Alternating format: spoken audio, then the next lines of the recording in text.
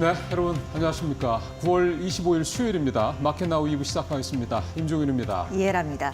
오늘은 두 가지 굵직한 이벤트 얘기를 해보려고 해요. 네. 어제 있었던 일인데 이 금투세 민주당 주도의 이 토론회가 개최가 됐는데 여전히 팽팽히 맞서는 그러니까 네. 결국에 당론 결정을 도출하지는 못했습니다. 그래서 그 부분은 일단 두고요. 한 가지 더 볼 게 바로 밸류업 지수였는데 오늘 그에 따라서 좀 움직임이 명확히 좀 나타나는 모습이 나타나고 맞습니다. 있어요. 대표적으로 KB금융 기대가 컸는데 오늘은 약세권에 있는데 이 영향을 생각해보지 않을 수 없을 것 같아요. 그러면 원래 당연히 KB금융이 이제 금융주의 대장주니까 들어갈 거라고 생각했는데 이제 빠졌죠. 빠진 이유는 있긴 합니다만 어쨌든 실망감이 좀 오늘 작용을 해서 다른 금융주들에 비해서는 낙폭이 더 크다 이렇게 볼 수가 있겠고요. 네.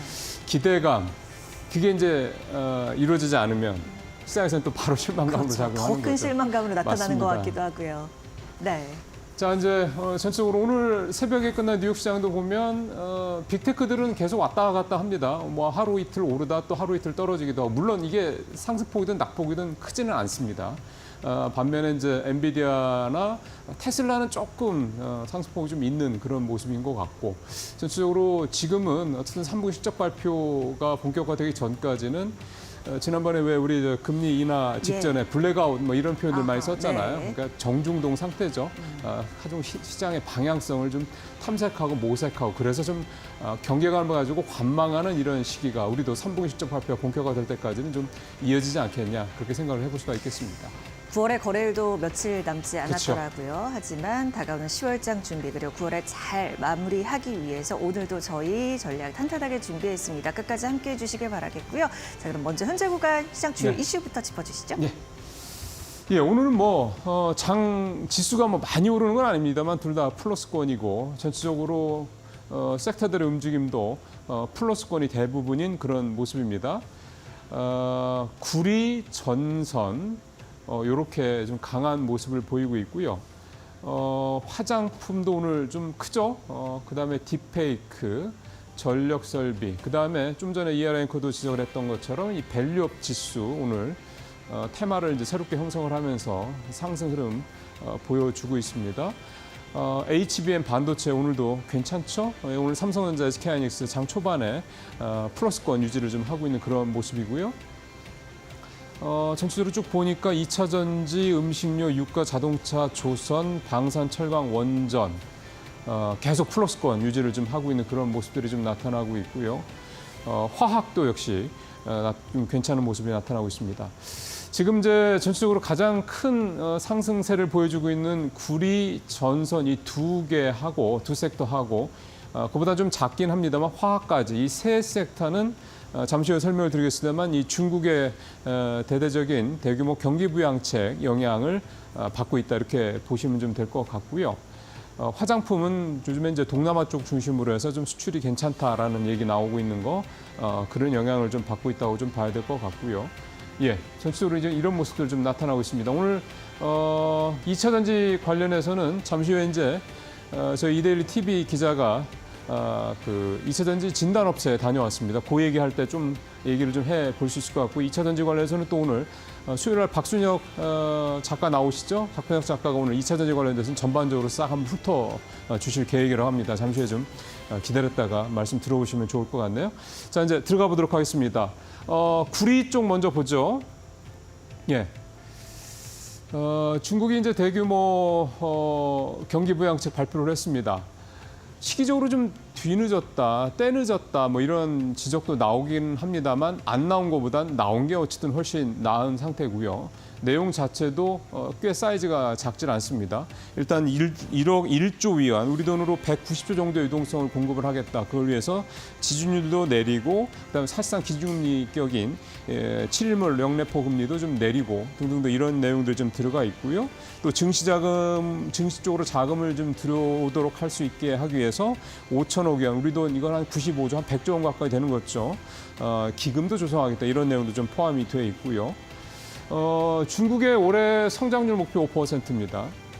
이 근데 5%를 지금 과연 달성할 수 있을 것이냐 우려가 참 많습니다. 일단 상반기까지는 5%를 달성할 수 있을 만큼 딱 맞춰놓긴 했는데요. 하반기가 관건이죠. 지금 분위기대로라면 하반기에 5%에 맞추기 쉽지 않을 거다는 얘기가 계속 나오고 있는 상황이다 보니 이 중국에서 이제 뒤는 감은 있지만 어쨌든 대규모 유동성 공급 정책을 발표를 한 거고 특히 지진율 같은 경우는 추가로 더 인하할 수 있다는 얘기까지 살짝 내비친 거를 보면 요거 해서 별로 시장에서 반응이 시원치 않다 그러면 또 이제 이런 부양책을 내놓을 것이다 이렇게 좀 충분히 예상을 좀 해 볼 수 있을 것 같습니다.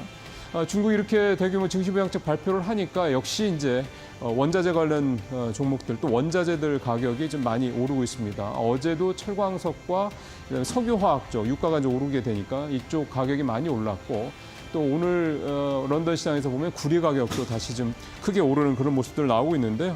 아연, 알루미늄 이런 가격들도 좀 올랐습니다. 그래서 구리 가격이 좀 많이 올랐고 구리 가격이 오르다 보니까 당연히 전선주들도 좀 같이 오르는 그런 모습을 연동되기 때문에 보이고 있습니다.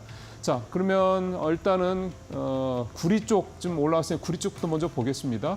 이구산업, 풍산, 그다음에 국일신동 다 이 동 관련 비철금속 쪽 이 그 제조업체들이죠. 주가들이 좀 오고 있는데 등락률이 저 뒤에 있군요. 자, 이구산업 9% 넘게 오르고 있고 LS 대표적인 비철금속 쪽 업체죠. 6% 넘게 오르고 있고 풍산 어떻게 보면 이제 구리 관련돼서는 대장주격입니다. 6% 넘게 오르고 있고 국일신동도 4% 가깝게 오르고 있는 모습이 나타나고 있습니다. 지금 전선주 말씀 잠깐 드렸는데 전선주도 좀 잠시 후에 종목들을 살펴보는 걸로 하고요.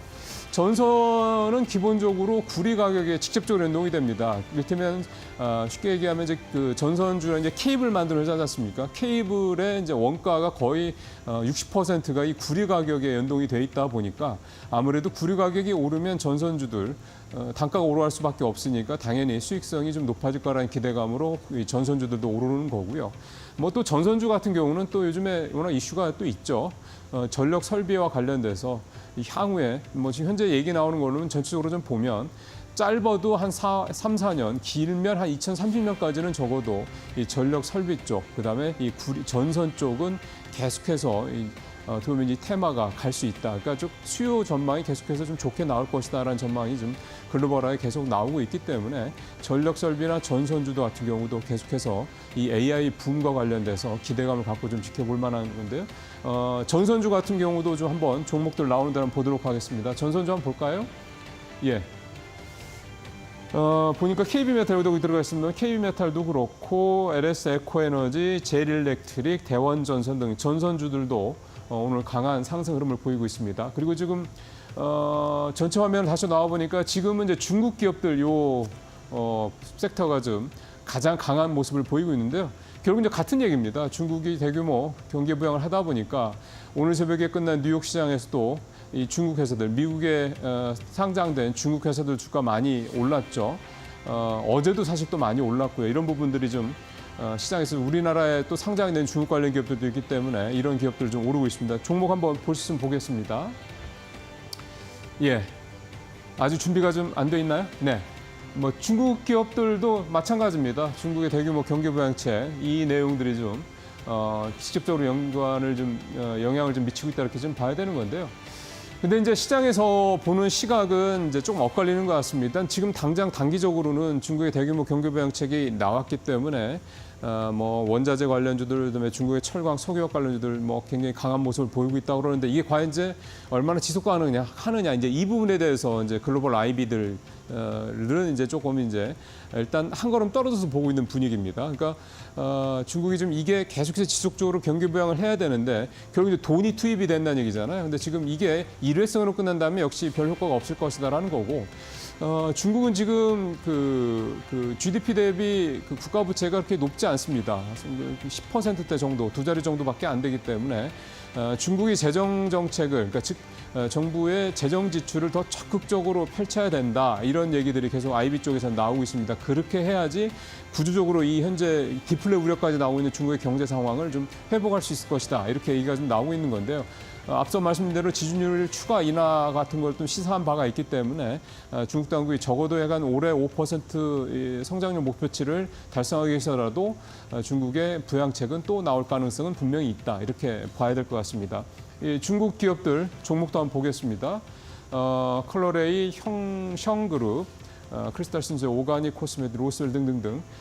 아무래도 중국 기업인데 우리나라 상장된 기업들 주가 상승폭이 확실히 큽니다. 상한가 기록을 하고 있는 모습들이 한데 한번 현재가 한번 보십시오.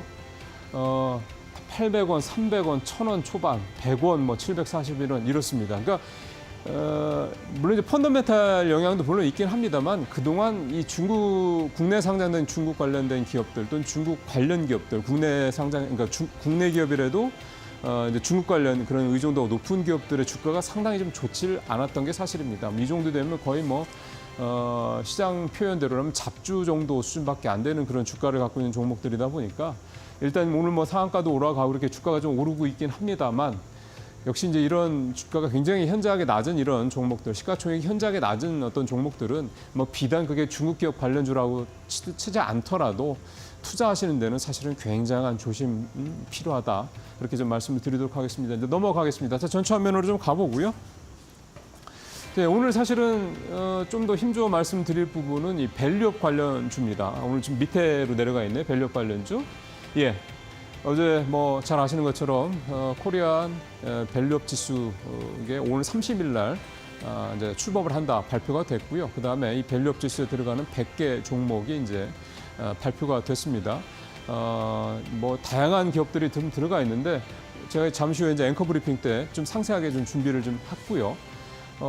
삼성전자, SK하이닉스 등 사실 우리가 아는 웬만한 기업들 많이 좀 들어가 있고요. 앞서 오프닝 때도 말씀드렸습니다만 당연히 들어갈 거로 생각했었던 이 KB금융 같은 일부 종목들, SK텔레콤도 빠져 있고 KT도 빠져 있고, 그러니까 이런 대형 통신주들도 이번에 좀 빠져 있고요. 이 기준이 있다 보니까 우리가 흔히 아는 당연히 들어갈 거로 생각했던 종목들도 많이 들어가 있지만 또 빠진 종목들도 있긴 합니다. 이제 그런 부분들은 어차피 계속해서 이거는 이 지수의 편입과 또 이탈이 계속해서 왔다 갔다 할 거기 때문에 향후에 언제든지 들어갈 가능성이 높다 이렇게 보면 될 것 같고요. 종목들 한번 보도록 하겠습니다. 예,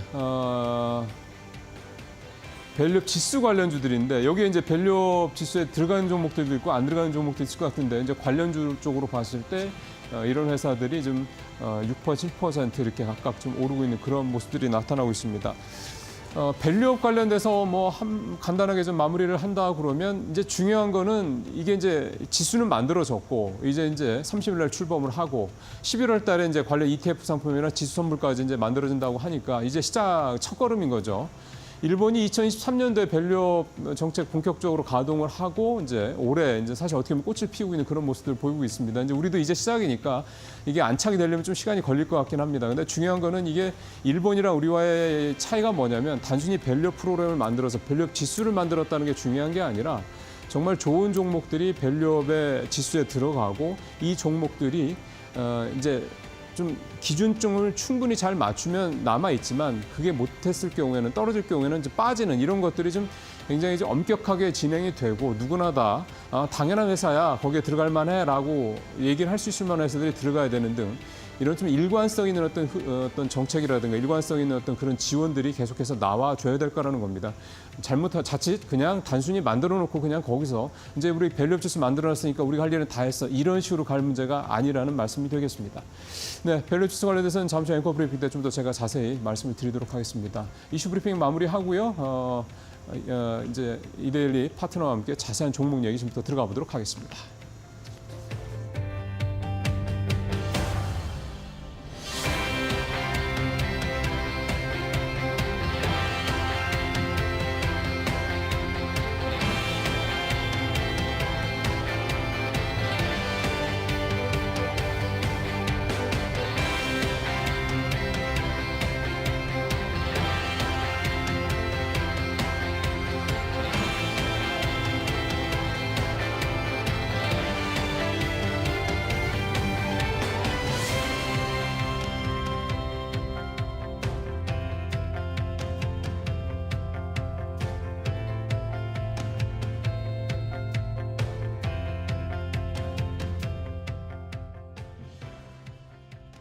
종목 얘기로 이어가 보겠습니다. 오늘 GC인포 박수범 대표와 함께합니다. 안녕하세요. 네, 안녕하십니까. 네. 시장 전반 분위기는 나빠 보이진 않아요. 일단 지수 자체로도 코스피는 7일 그리고 코스닥은 8거래일째 상승은 하고 있는데 사실 이러다가 조금은 또 주춤하지 않을지 이런 우려감도 네네. 좀 들기는 합니다. 하지만 종목 얘기 통해서 조금 더 전략을 챙겨보려고 합니다. 오늘은 밸류업 지수부터 얘기를 좀 해볼게요. 관련해서 네네. 움직임들이 많으니까요. 네, 맞습니다. 지금 어제 좀 발표를 했죠. 지금 밸류업 관련해서 밸류업에 이제 포함되는 이제 기업들 발표를 했고 그 기준점을 발표를 했었는데 아무튼 이 부분들이 지금 당장 뭐 실시되는 부분들은 아니고요. 아무튼 뭐 11월 달에 지금 이제 ETF 상품이나 여러 가지 그 상품들이 좀 나오게 됩니다. 뭐 그런 부분들에 있어서 일단 좀 편입된 종목들의 움직임들이 지금 현재 좀 긍정적인 모습들을 좀 보여주고 있다는 부분들에 있어서 네. 그렇다면 우리가 좀 밸류업 관련 지수가 만들어지는 부분들에 있어서 관련해서 좀 포함이 된다면 그 종목들에 대한 이제 수급이 좀 많이 패시브 자금들이 좀 들어올 수 있다라는 기대감이 있다 보니까 관련 종목들이 지금 현재는 잘 움직여주고 있다라고 말씀드립니다. 자, 네. 그 중에서 저는 삼성전자를 좀 말씀 좀 드리고 싶은데, 자, 삼성전자 같은 경우에는 어떻게 보면 지금 현재 HBM이라든가 여러 가지 레거시 반도체 쪽도 마찬가지고 최근에 뭐 모건 스탠리 쪽에서도 보고서가 안 좋게 나왔잖아요. 그러면서 SK 하이닉스 같은 경우에 목표가를 지지난달만 하더라도 26만 원을 목표가로 설정했던 모건 스탠리가 갑자기 12만 원까지 내리는 사상 초유의 사건이 좀 발생했습니다. 저도 뭐 이쪽 계통으로 좀 오랫동안 일을 했지만 네. 이렇게까지 그것도 SK 하이닉스 같은 시가총액 2위 종목을 외국계 증권사가 이렇게까지 좀 뭐 손바닥 뒤집듯이 지난달만 하더라도 뭐 좋다 괜찮다 하다가 갑자기 목표가를 54%나 지금 한 달 만에 하향 조정한다는 건 네. 보통 투자자들 입장에서 이해하기 힘드시겠지만 저 또한 솔직히 말씀드려서 이해하기 좀 힘듭니다. 예. 아무튼 뭐 그런 부분들 때문에 시장에서 조금 소외되고 페널티를 좀 받는 분위기가 연출이 되었지만 뭐 그래도 다시 한 번 더 이런 밸류업 지수가 만들어짐으로 인해서 그렇다면 이제 패시브 자본들에 대한 기대감이 좀 높일 수 있다라는 부분들을 뭐 그런 부분들을 보자면 이제 삼성전자, SK 하이닉스를 좀 봐야 된다는 부분들인데 저는 삼성전자에 대해서는 뭐 시장에서는 여러 가지 루머도 돌고 있고 뭐 지금 현재 뭐 레거시 쪽이 안 좋다라고 얘기하고 있지만 실질적인 관세청에서 나오는 뭐 내용들 보면 일단 긍정적이에요. 수출도 지금 이제 자동차 쪽은 줄어들고 석유화학 쪽도 줄어들고 대부분의 시크니컬한 종목들이 다 줄어들었지만 수출 물량이 유일하게 가장 많은 증가를 보여준 게 반도체 쪽이었습니다. 27.6%나 증가했어요. 네. 뭐 그런 부분들을 봤을 때도 반도체를 왜 이렇게 우리가 부정적으로 봐야 되냐. 뭐 그리고 모건 스탠리의 이런 내용을 가지고 우리가 투자에 참고해서 대응해야 되냐. 제가 봤을 때는 일단 참고할 필요 없다라고 판단합니다. 그렇게 생각하는 이유는 과거에도 그런 오보가 2번이나 있었어요. 오보가 2번이나 있었고 그런 보고서를 통해서 좀 조정을 받다가 거의 길어봐야 한 달? 그 이후부터는 정상적인 주가 흐름을 좀 보여줬다는 부분들이죠. 뭐 그렇기 때문에 과거에 뭐 또 학습 효과라고 좀 봅니다. 그래서 모건 스탠리가 이번에만 이런 형태를 보여준 게 아니라 과거에도 2번이나 그런 형태를 좀 보여줬기 때문에 뭐 투자자들도 그 부분들을 너무 뭐 주식 오래 하신 분들은 신경 안 쓰시겠지만 주식을 그래도 하신 지 얼마 안 되시는 주린이 분들 같은 경우에는 좀 신경 쓰시겠죠. 하지만 저는 신경 쓰지 마시라고 말씀드리면서 삼성전자 좀 말씀 좀 드리겠습니다. 자, 현재도 보면 삼성전자가 이제 보면 오늘 갭상승으로 시작되었다가 윗골을 좀 달고 자, 음봉에서 보합권에서 좀 왔다 갔다 하고 있어요. 지금 현재 뭐 0.9% 정도 움직임을 좀 보여주고 있는데 네.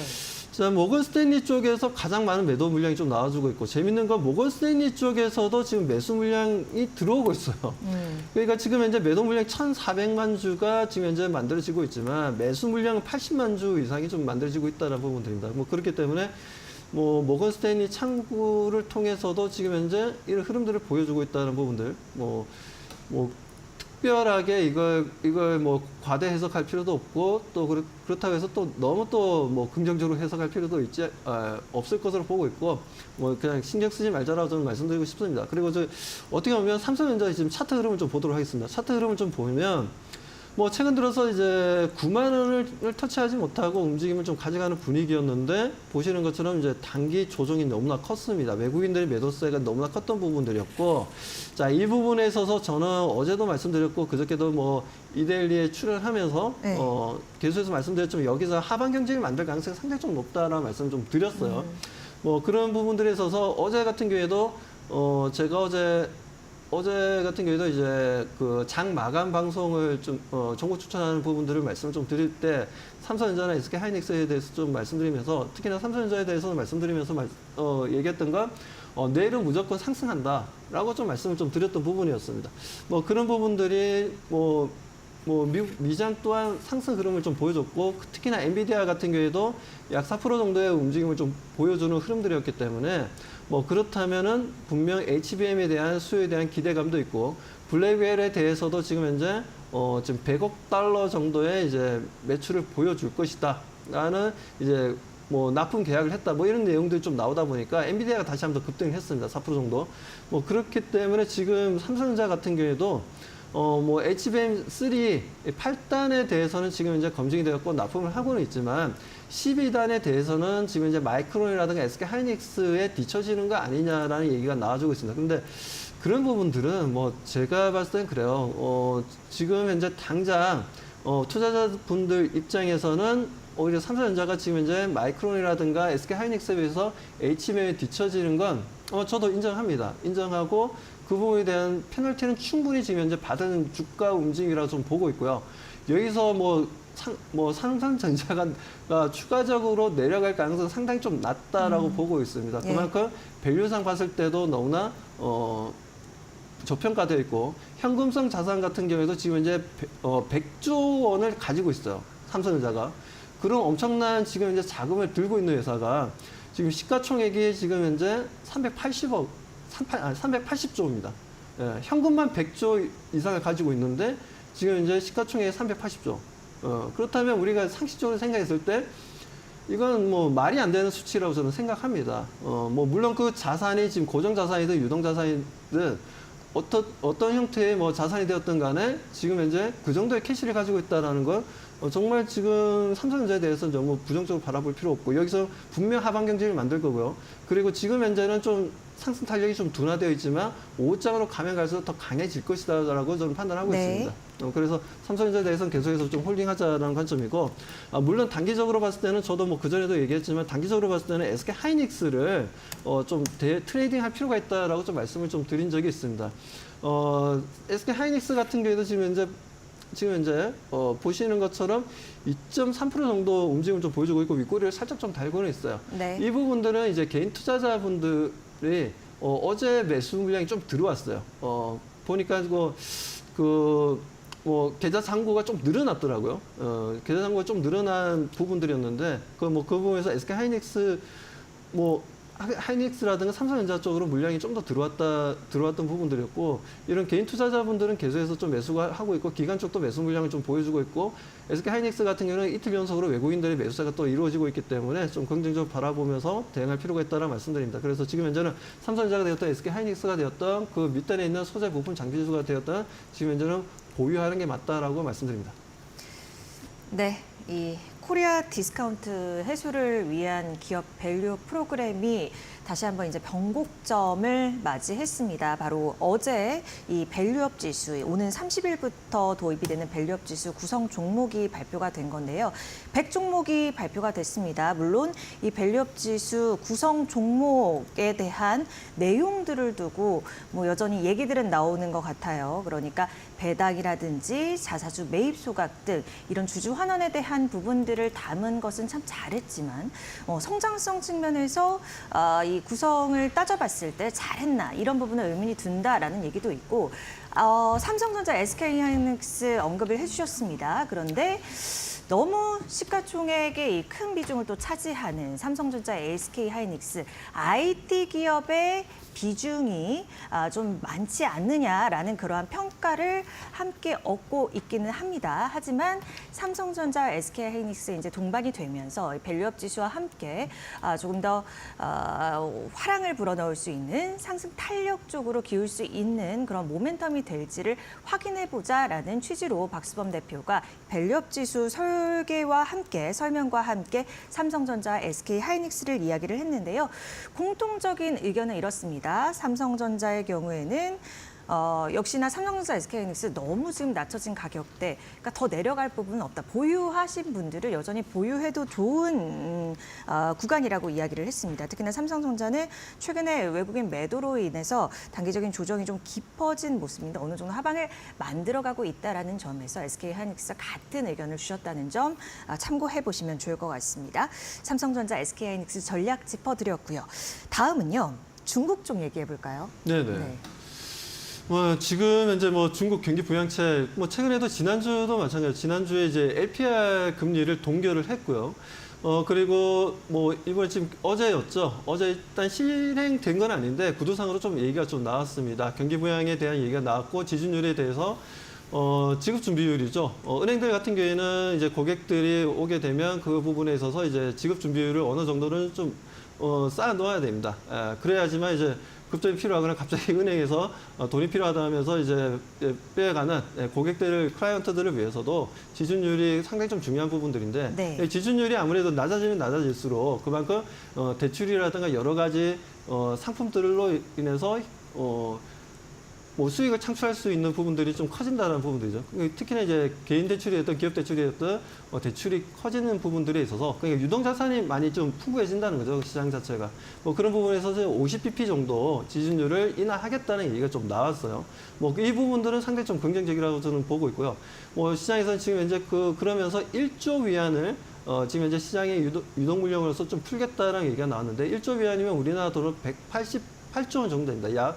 그렇기 때문에 그 정도의 지금 이제 유동성 물량이 유동성 물량이 풀린다면 충분히 지금 현재 경기 부양에 있어서 상당히 좀 긍정적인 이슈다라고 좀 판단하고 있고 네. 어제도 항생도 마찬가지고 상해 종합주가 지수도 마찬가지고 신천도 마찬가지고 다들 4% 이상 상승했고 그 영향으로 미국 또한 상승으로 마감되는 분위기였습니다. 우리 시장도 어제 막판에 이제 상승으로 마감되는 분위기였고 오늘도 장 초반부터 갭상승으로 좀 시작되면서 흐름들을 좀 이어가고 있는데 저는 지금 시장이 이렇게 중국에서 적극적인 경기 부양책이 나와주게 되고 미국 또한 지금 현재 경기 부양책 나와주고 있고 아직까지 제조업 PMI 지수는 좋지는 못하긴 하지만 그래도 계속해서 반도체라든가 그리고 2차 전지라든가 신재생에너지 쪽이라든가 이쪽으로는 계속해서 지금 이제 투자가 계속 늘어나고 있기 때문에 제조업 지수도 또 지금 당장은 아니지만 내년까지는 그래도 50을 넘기는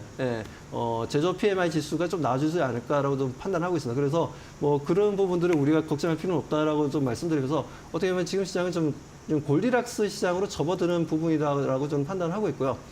그런 부분들에서 단타라든가 데이 트레이딩 쪽에 포커스를 맞추는 게 아니라 중장기적인 관점으로 좀 대응할 필요가 있다. 그리고 11월 달에 지금 이번에 FOMC의 점도표를 보게 되면 50pp를 빅컷을 한 번 더 할 가능성이 높다라는 표시가 있었습니다. 그리고 내년에는 대략적으로 한 100bp까지 내리겠다라는 내용이 좀 있었기 때문에 그 점도표대로 지금 실행할지 안 할지는 알 수는 없지만 가능성은 상당히 좀 높은 상황이어서 그렇다면 우리가 지금 코스피 코스닥을 안 좋게 볼 거냐 그렇게 봐서는 절대 안 된다고 보고 있고 저는 지금이야말로 새로운 어떻게 보면 시장이 그동안 이제 심리적인 불안감을 요소를 많이 가져왔던 시장이었다면 앞으로는 그러지는 않을 것으로 좀 판단하고 있습니다. 그렇다면 그 관련된 중국 관련된 이제 수혜주로서 아모레퍼시픽이 오늘 좀 크게 움직이고 있습니다. 네. 아모레퍼시픽이 보시는 것처럼 10.5%나 좀 상승 흐름을 좀 보여주고 있고 아모레퍼시픽이랑 LG생활건강도 마찬가지예요. 둘 다 지금 현재 보면 중국 쪽 매출이 상당히 좀 많다 보니까 그 부분에 있어서 이제 상승 분위기를 좀 보여주고 있는 부분들이고 이게 단기로 끝날 것으로 보지는 않습니다. 상승 추세를 이어나갈 것으로 보고 있고 그 부분들이 실적으로 반영되는 부분들이 그래도 이번 3분기는 아니지만 4분기부터는 본격적인 반응, 어떻게 보면 중국 쪽 매출이 증가를 보여주면서 실적에 대한 기대감이 높일 것으로 좀 기대가 높기 때문에 뭐 그렇다면 뭐 아무리 지금 현재는 뭐 제가 아무리 퍼시픽을 말씀을 좀 드리고는 있지만 전 고점 부분을 충분히 돌파할 수 있다고 좀 판단하고 있고요. 그리고 거래량을 현재 좀 보게 되면 수급들을 보게 되면 외국인들이 보십시오. 외국인들이 지금 현재 둘, 넷, 여섯, 여덟, 열, 지금 16일 연속입니다.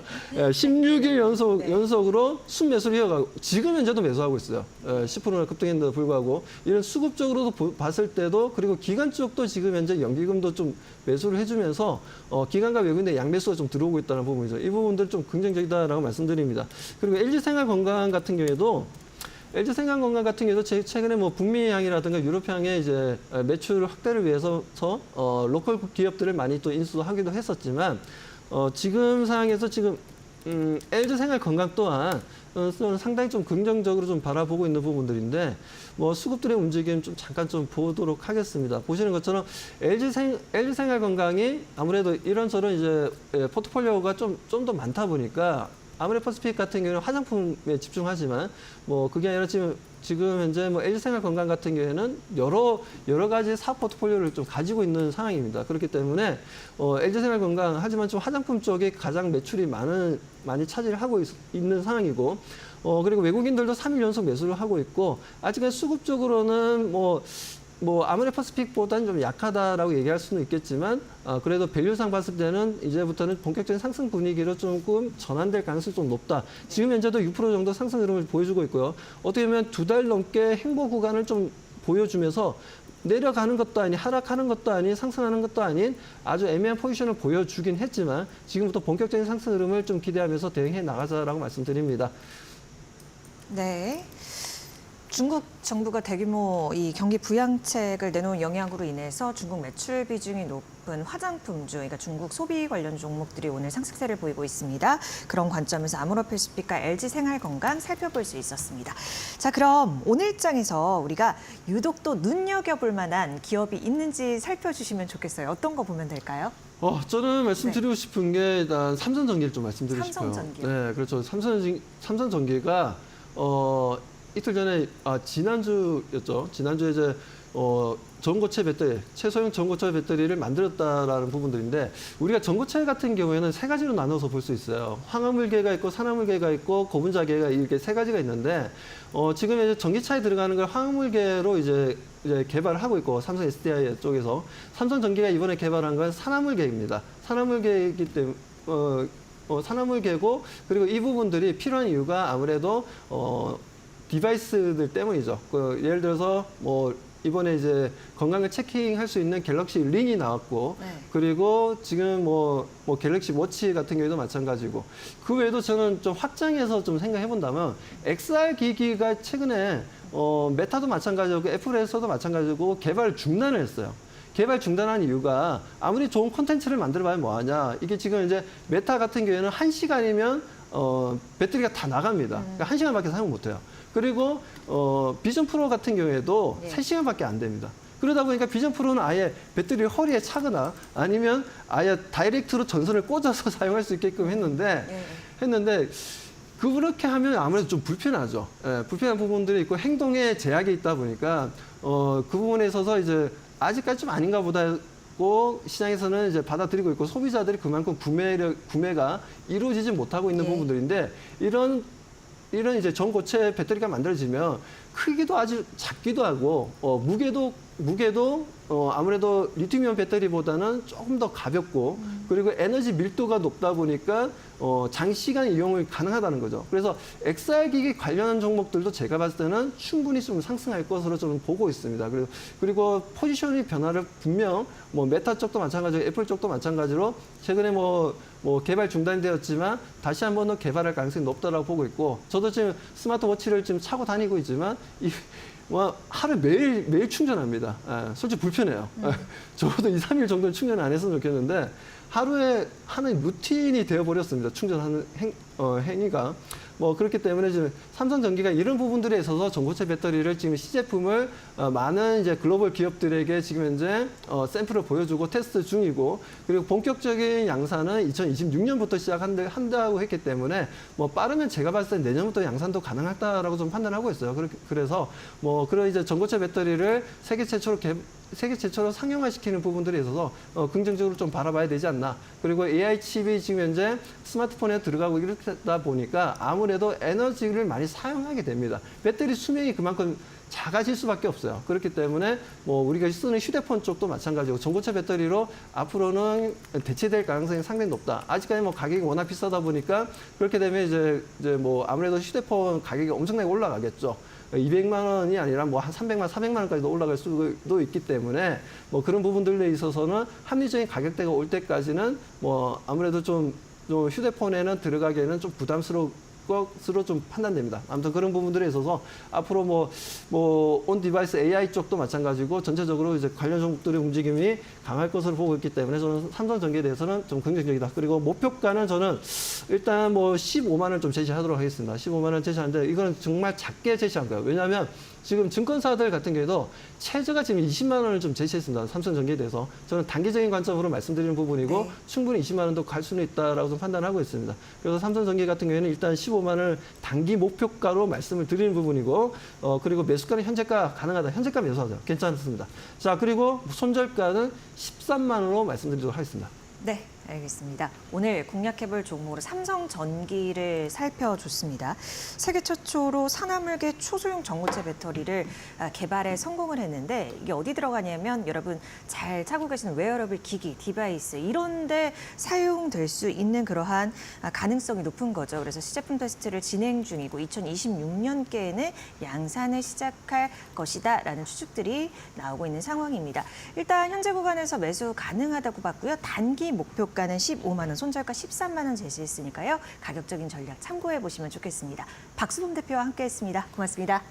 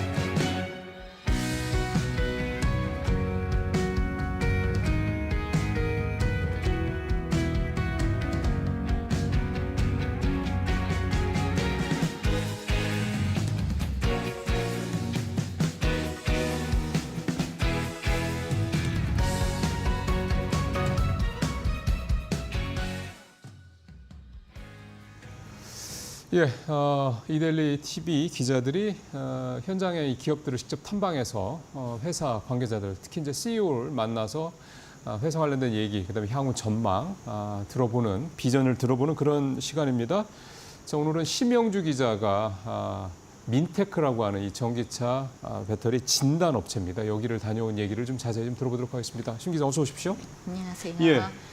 뭐 요즘에 사실은 이제 다른 이슈들 때문에 조금 뭐 덮이긴 했습니다만 전기차 배터리 관련된 이 진단, 이 화재 관련된 이 우려, 뭐 포비아라는 표현도 쓰셨습니다만 그 이슈는 사실은 계속 어쨌든 있습니다. 이게 완전히 해소된 문제가 아니기 때문에 그래서 오늘 다녀오신 이 민테크라는 회사 좀 많은 분들이 좀 관심을 가지실 것 같습니다. 일단 이 민테크 회사 어떤 회사인지 좀 더 소개를 해주시죠. 네, 일단 국내에서 유일하게 3세대 배터리 진단 기술을 보유한 회사입니다.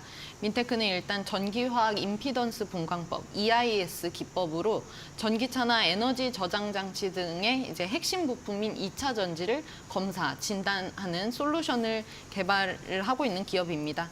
배터리를 직접 해체하거나 이제 충방전하지 않고도 실시간으로 저비용으로 빠르게 진단할 수 있는 기술을 보유하고 있는데요.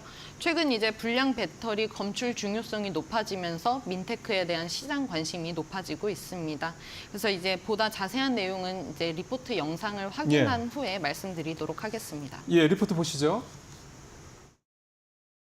지난 5월 코스닥 시장에 상장한 민테크. 전기화학 임피던스 분광법 EIS로 전기차와 에너지 저장 장치용 2차 전지를 검사 진단하는 회사입니다. 헬스센터 가시면 그 체성구 분석기라고 인바디를 찍으십니다. 그게 사실은 인간에 대한 일렉트로케미칼 임피던스 스펙트로스코피를 찍는 겁니다. 그래서 저희는 그것을 에너지 저장 장치인 배터리에 적용해 가지고 하고 있다고 보시면 되고요. 많이 쓰는 알칼리 전지, 그다음에 뭐 우리가 흔히 지금은 전기차 배터리나 핸드폰 많이 쓰는 리튬 이온 전지, 그다음에 뭐 전고체 전지, 리튬 메탈 전지, 리튬 설퍼 전지, 연료 전지, 이 모든 전기화학 반응이 일어난다면 모든 걸 다 EIS로 분석할 수 있습니다. EIS는 2단 전기차 화재로 주목받고 있는 기술로 기존 충방전 검사 방식보다 시간과 비용을 대폭 줄인 게 장점입니다. 배터리를 만드는 과정에서부터 쓰는 과정, 그리고 마지막 폐기하는 과정까지 배터리 상태가 어떻는지에 대해서 검사 진단을 계속 해야 되는 그런 이제 온 거죠, 이 세상이. EIS 검사기는 뭐 1,000만 원 이하로 맞출 수가 있기 때문에 이제 검사 비용기 자체도 10분의 1, 검사 시간도 뭐 하루 또는 이틀 걸리던 거를 뭐 10분 안에 이제 모든 것들 다 끝낼 수 있기 때문에 그런 장점들이 존재합니다. 민테크는 전기차 운행 중에도 배터리 상태를 진단할 수 있는 상시 관리 서비스를 올해 하반기 본격 상용화할 계획입니다. 저희는 배터리를 상시 관리를 해야 된다라고 생각을 했었고 3년 전부터 실제로 운행 중에 배터리의 데이터를 계속 받아서 실시간으로 운행자 또는 사업자들한테 지금 배터리 상태가 어때? 이상해? 또는 뭐 아까 이야기했듯이 좀 점검을 받아야 되겠어? 이런 것들 또는 앞으로 계속 이런 식으로 쓰면 너는 앞으로 1년 뒤에 얼마, 2년 뒤에 뭐 5년 뒤에 어떤 상태일 거야라고 알려주는 걸 준비를 해왔거든요. 그래서 올 하반기에 이제 본격적으로 그게 실제 서비스화 돼가지고 지금 저희 고객인 이제 GS 그룹사하고 뭐 몇 군데 하고 해서 이게 이제 실제 상용화 서비스를 지금 오픈할 계획이 있고 이게 이제 플랫폼 사업처럼 할 생각이고요. 독보적인 진단 기술을 바탕으로 배터리 재사용 분야까지 사업 영역을 확대한 민테크. 이 회사는 차세대 배터리 시장도 눈여겨보고 있습니다. 차세대 전지라고 하는 전고체 전지라든지 리튬 메탈 전지라든지 리튬 설퍼 전지라든지 이런 것들이 가장 각광을 받고 있고요. 근데 저희도 사실은 이런 과제에 컨소시엄에 많이 들어가서 하고 있습니다. 지금 고객사들하고 지금 차세대 전지의 각 분야에 있어서 제조 기술, 공정 장비, 검사, 품질 관리 영역에서 많은 코어를 실제로는 하고 있고요. 좀 기다려 주시면 좋은 결과 있지 않을까 그렇게 생각하고 있습니다. 디지털 트윈 기술을 활용한 제조 원가 절감을 통해 내년에는 안정적인 수익 창출이 가능할 것으로 기대하고 있습니다. 매출 목표 400억에 이제 순익 구조로 넘어가는 게 올해 목표였는데 순익 내기는 조금 힘들지 않을까.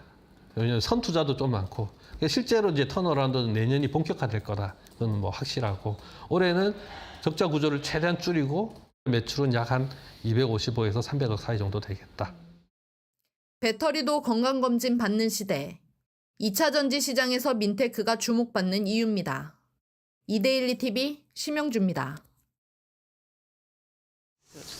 예, 심 기자가 현장을 가서 직접 이제 대표 인터뷰를 통해서 다양한 회사 얘기들 등 비전까지 쭉 들어봤고요. 또 실적, 목표 이런 얘기까지 쭉 들어봤습니다. 좀 하나하나 좀 더 좀 쪼개서 살펴보도록 하겠습니다. 일단 지금 제가 리포트 보면서 좀 관심 있게 봤던 내용이 배터리가 이제 만들어지고 네. 그래서 장착을 하겠죠. 그리고 난 다음에 나중에 이제 일정 시간이 지나면 폐기를 하게 되는 거잖아요. 배터리라는 게. 그 전체 이 생애주기라고 표현을 쓰셨던데 생애주기 전반을 관리한다 이런 게 좀 되게 관심이 있었고 그다음에 그 배터리 문제를 진단하고 그러니까 검사하는 거죠. 요거하고 여기 이제 시간이 하루 이틀 이상 걸렸는데 요것도 10분. 그다음에 검사 비용도 굉장히 많이 좀 이렇게 낮출 수 있다. 이제 이런 말씀을 하셨던 게 좀 눈에 띄네요. 이게 전체적으로 이게 그러니까 배터리 관련돼서 그냥 A부터 Z까지 다 한다고 보면 되겠네요. 이 네, 회사가. 맞습니다. 이제 정말로 이제 배터리의 탄생부터 죽음까지 다 그러니까. 관리를 하는 회사라고 보면 되는데요. 이제 사업 영역 같은 경우에는 크게 세 가지입니다. 배터리 진단 시스템, 그리고 충방전 검사 장비를 이제 제작을 하고 있고 화성 공정 시스템이 있습니다. 이 리포트에 소개되지 않은 부분이 이 화성 공정인데 이 화성 공정이라는 게 즉 활성화 공정을 뜻합니다. 배터리 조립 과정을 거친 배터리를 이제 전기 에너지로 활성화시키고 결합 여부를 확인하는 단계인데요. A진과 충전, 방전을 이제 반복을 하면서 진행이 됩니다. 2차 전지 같은 경우에는 화성 공정을 거치지 않으면은 이제 전지로서의 역할을 수행할 수 없어서 예. 이 과정이 반드시 필요한데요. 이제 민테크도 충방전 검사기를 제작을 하고 있고 이런 화성 공정 같은 경우에는 기존 충방전기에다가 배터리 진단 시스템을 이제 통합을 한 겁니다. 그래서 이제 기존 화성 공정의 문제점이었던 긴 공정 시간이나 뭐 이제 미세 결함을 발견하기 어려웠던 부분까지도 민테크는 발견하는 그런 시스템을 갖추고 있습니다.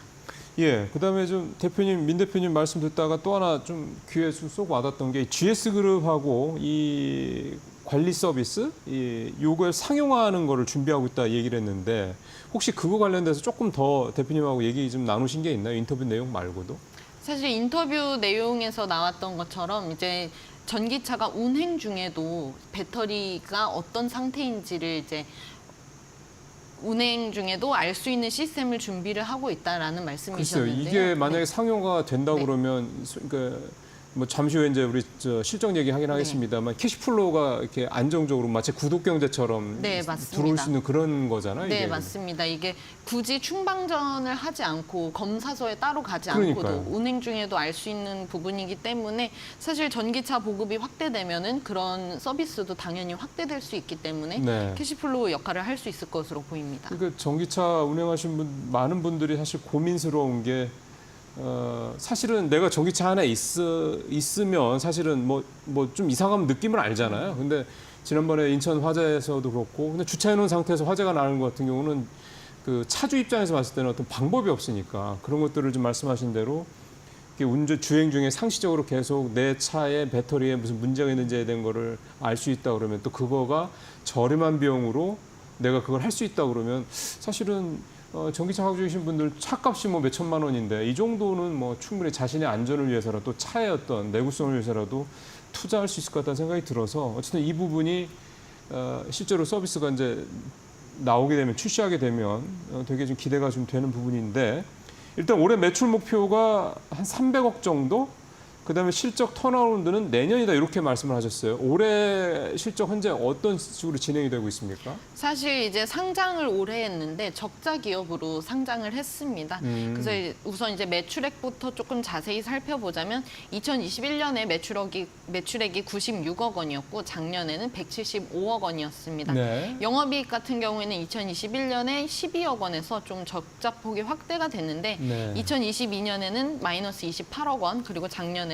마이너스 66억 원으로 손실폭이 좀 많이 커졌습니다. 올해 반기 매출액 같은 경우에는 43억 원인데 이제 매출 원가율 같은 경우에 2022년에는 71%였고 작년에는 74%를 보였습니다. 이익률 하락이 그럼에도 불구하고 이어지고 있는 거는 판관비가 늘었기 때문인데요. 네. 민테크의 판관비 같은 경우에 작년에는 110억 원을 기록을 했고 22년에는 판관비 62억 원 정도였습니다. 즉 2배 가량이 는 건데요. 여기에 이제 인력 충원이랑 연구 개발에 대한 투자가 집중적으로 이뤄져서 조금 실적이 안 좋아졌습니다. 다만 이제 올해부터 진단 시스템에 대한 이제 수주가 본격화될 것이라서 적자폭은 좀 감소할 것으로 보이고요. 또 이제 민테크 같은 경우에는 폐배터리를 이용한 이제 에너지 저장 장치 제작 그리고 설치 기술도 보유하고 만큼 향후 이제 재사용 배터리 기반의 ESS 사업 확장 가능성도 있습니다. 또 이제 최근에 보도가 많이 되고 있는 게 유럽 현지에서 보급형 신차 출시 등으로 내년에 전기차 판매량이 좀 이제 반등할 것이라는 예상이 조금씩 나오고 있습니다. 네네. 그래서 이제 캐즘이 좀 끝날 것이라는 예상도 나오고 있기 때문에 캐즘이 끝나면 실적 개선이 보다 그쵸. 확실하게 이뤄질 것으로 전망됩니다. 그 사실은 전기차가 많이 팔려야 되는 거죠. 이 네, 회사도 맞습니다. 성장을 하려면. 지금 근데 매출이 작년에 175억이었는데 영업이익은 차치하고 뭐 지금 성장하고 한참 이제 투자에 돈 쏟아부어하는 회사니까 뭐 이익적인 측면은 둘째치고 성장성이 일단 매출 증가율 가지고 좀 판단해봐야 될 것 같은데 작년에 175억이었는데 올해 상반기 매출액이 43억이에요. 네, 맞습니다. 그냥 뭐 한다고 그러면 이를테면 올해 연간 매출액이 100억도 안 될 수 있다 이런 뜻으로 그냥 언뜻 생각이 좀 되는데 혹시 대표님 올해 매출액이 지금 말씀하신 대로 300억이라고 하는 게 성사 가능하다라는 부분을 좀 얘기를 하시던가요? 네, 이제 말씀하셨던 게 원래 상장할 때 이제 목표는 400억 원이었지만 예. 최대 300억 원을 맞출 수 있다라고 자신 있게 말씀하셨던 거는 이제 3년간 연평균 약 76% 이제 성장률을 보였습니다. 매출 성장률을. 네. 그런 부분도 있고 선투자에 대한 그런 이제 실적 가시성이 보일 거기 때문에 매출에 대한 자신감은 있다고 말씀을 하셨습니다. 예, 상반기에 43억을 했는데 이제 연간으로 300억 목표인데 지금 뭐 민 대표님은 자신 있다고 하시니까 봐야 되겠습니다만 어쨌든 하반기에만 260억 가까운 매출을 올려야 되는 거니까 뭐 우리가 보통 이제 상반기보다 하반기에 좀 매출이 더 나오는 뭐 특성도 있긴 합니다만 이 회사도 이제 그 부분이 실제로 대표의 말씀대로 지켜질지는 이제 저희가 나중에 좀 한번 확인해 봐야 되겠네요. 앞서 이제 판관비 많이 늘어난 부분이 이제 R&D 비용이 크게 늘고 있기 때문에 이 말씀을 하셨어요. 그럼 이쪽이 아까 대표님 인터뷰 내용도 보니까 R&D 인력이 한 절반 정도 뭐 이렇게 뭐 그런 말씀 하시고 그래서 R&D 쪽 상황이 좀 어떻습니까? 일단 이제 R&D 인력은 지속적으로 충원할 그러겠죠. 계획이라고 하시는데 사실 인력 충원이 좀 쉽지는 않다고는 말씀하셨습니다. 아, 그래요? 네. 네. 그럼에도 불구하고 조금 구체적인 계획을 갖고 있었는데 그거는 대표 이야기로 직접 확인해 보겠습니다. 네. 최종적으로 저희가 매출 1,000억 정도를 달성하는 게 이제 후내년 목표인데 그때 저희 인력 구조의 목표는 250명이에요. 전체 인력은. 250명이고 R&D 인력은 거기에 저희가 반을 보고 있습니다. 50%를 보고 있고 저희 회사 같은 경우는 솔루션 기반의 계속 시장에 제공을 해야 하는 회사이기 때문에 핵심적으로 연구 개발하고 솔루션을 만드는 데 집중하고 차라리 그러니까 기본적으로 이렇게 루틴하게 돌아가는 생산 자체에 대한 거는 저희 기본적으로 OEM 할 수 있는 전문 생산 업체에 파트너한테 할 수 있도록 해서 가격 경쟁에 또 확보를 해야 되기 때문에 그 투 트랙 전략으로.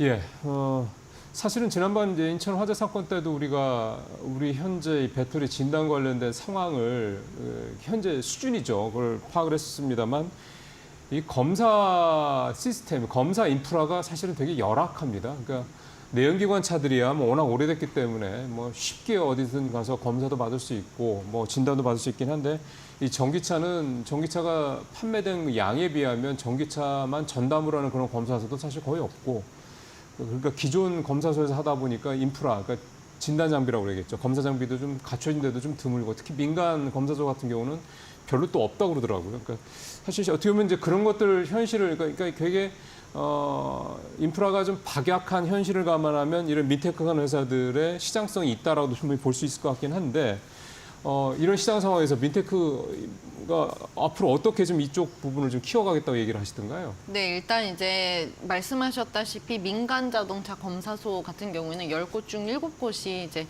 배터리 화재 위험을 측정할 수 있는 진단 기기가 갖춰져 있지 않습니다. 네.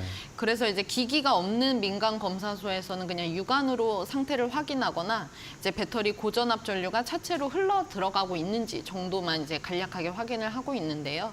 이제 매년 전국 전기차 정기 검사 80%를 이제 민간 검사소에서 받는 거를 감안을 하면은 이렇게 보유율이 낮다는 거는 큰 문제입니다. 그렇죠. 그래서 이제 근데 다만 이제 충방전 검사기 같은 경우에는 그 기기 자체가 1억 정도라고 하는데요. 비싸네요. 민테크 예. 같은 경우에는 예. 이제 기기를 1,000만 원 정도에 맞출 수 있고 이제 시간 같은 경우에도 이제 신속하게 빠르게 진단할 수 있는 서비스를 제공할 수 있어서 이렇게 민간 검사소에서 민테크의 기술력을 활용할 수 있도록 지금 준비 네. 시스템을 갖추고 있다고 합니다. 이 또한 대표 이야기로 직접 확인해 보겠습니다. 네. 요즘은 동네 엑스레이 찍고 나중에 정말 정밀 검사할 때 가서 MRI 찍듯이 CT 찍듯이 큰 병원 가서 그 모든 검사소에 굳이 충방전기가 필요하냐, 그 비싼 게. 그러지 말고 저희 이제 국토부하고 야구가 있는 게 BMS 읽고 저희처럼 EIS 읽어가지고 초기 엑스레이, 동네 엑스레이 찍는 것처럼 괜찮네. 이 정도면 뭐 최소한 문제는 없겠어. 뭔가 이상해. 그럼 더 정밀 검사를 받을 수 있는 큰 데로 보낼 수 있는 시스템을 만들자. 그래서 지금은 약 한 1,000만 원 정도의 모든 것들을 할 수 있는 그 장비를 지금 국토부하고 이야기해가지고 지금 교통안전공단 검사소나 이런 데 시범적으로 저희가 보내가지고 지금 실증을 테스트를 해보고 있는 상황입니다. 예. 예. 그러니까 이 검사 장비가 갖춰진 데가 별로 없다라는 거잖아요.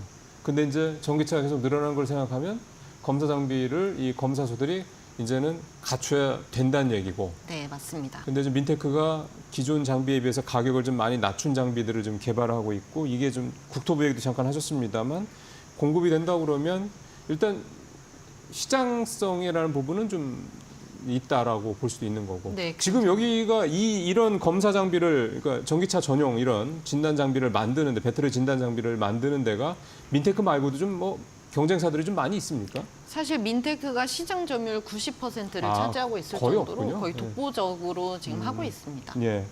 자, 근데 사실은 제일 걱정스러운 건 그겁니다. 앞서도 제가 매출 말씀을 좀 드렸던 이유가 상반기에 40억대 수준인데 올해 매출 목표는 300억이고 갭이 굉장히 크죠.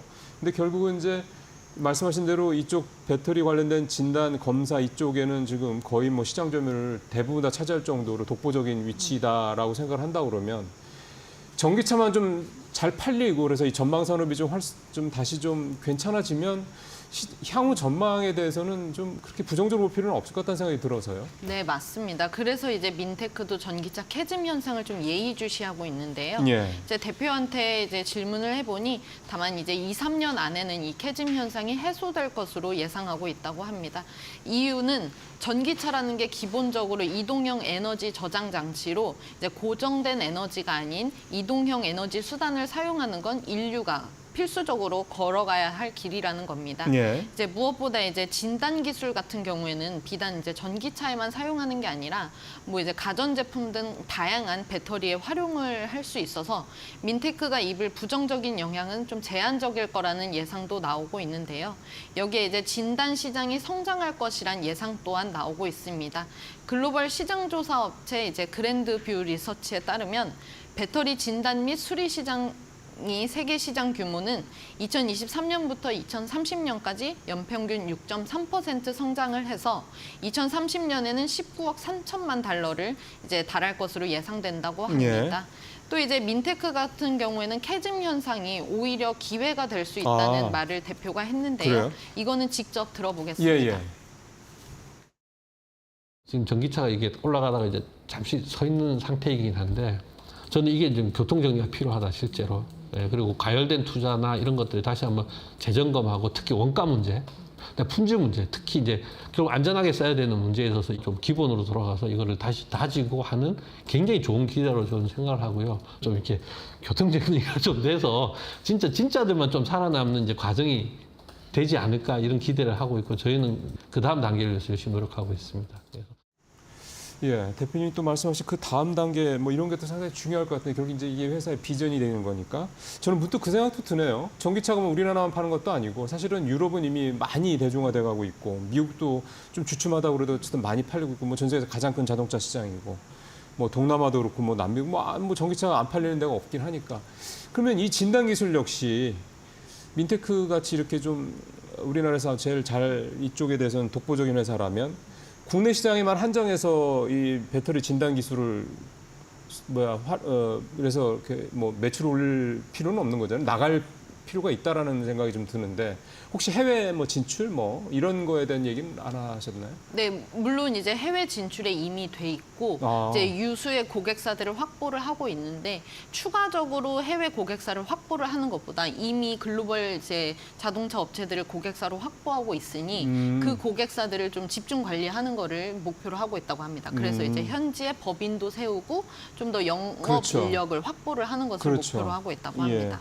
그러니까 어떻게 보면 이게 진단이라는 게 뭐 우리나라만 전기차가 굴러다니는 게 아니기 때문에 진단 시장도 앞서 2030년에 19억 달러 정도로 예상된다고 하는데 실제로는 전기차가 대중화된다 그러면 훨씬 더 커질 수도 있는 가능성이 있는 거니까요. 자, 마지막으로 이게 사실은 아직은 정부의 규제도 좀 많고 그다음에 그만큼 또 정부의 지원이라든가 제도적인 어떤 뒷받침 이런 게 굉장히 필요한 시장입니다.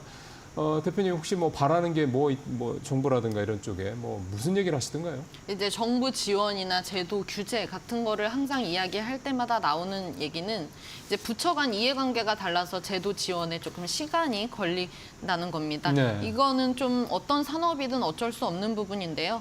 최근에는 전기차 화재가 많이 이슈가 되면서 정부에서도 관심을 갖고 있는 점은 좀 이제 긍정적으로 보고 있다고 합니다. 그리고 이제 전기차 배터리 인증제를 시행한다든지 국회에서도 관련 법안이 발의되는 등의 움직임은 긍정적으로 보고 있지만 다만 아직 아쉬운 부분은 오히려 규제 장치가 부족하다는 점이라고 하는데요. 보다 강력한 좀 선제 조치가 필요하다고 네. 이제 느끼고 있다고 합니다. 이것도 민테크 대표 이야기로 직접 확인해 보겠습니다. 예. 사실은 성능이 좀 떨어지는 것보다 뭔가 사고가 나면 피해자들이 너무 많이 나오기 때문에 차라리 좀 국가에서 이런 것들은 강제적으로 좀 최소한의 의무상을 만들어서 검사라든지 진단을 할 수 있는 시스템을 좀 만들고 그 인프라를 초기에 좀 제공을 해서 나라에서 좀 해주고 그 다음에 이제 그게 좀 활성화되면 민간 기업들이 거기서 이제 경제적 이득을 획득할 수 있으면 이 산업이 커지면 누구나 들어올 수 있거든요. 요즘은 이제 예산 문제라든지 이런 것들도 많이 반영을 하고 있는 것 같아서 저는 굉장히 희망적으로 보고 있습니다. 그리고 이제 대표 이야기에 덧붙여서 이제 전기차 충전 제한 등도 좀 대안으로 일각에서는 언급이 되고 있는데요. 예. 전기차 과학 충전이 오히려 화재를 야기한다고 이제 보는 이들이 주장하는 겁니다. 네. 전기차 충전율을 이제 80에서 90%로 제한하면 된다는 건데요. 이렇게 제한을 하면 배터리 과열을 방지하는 효과가 있다는 의견입니다.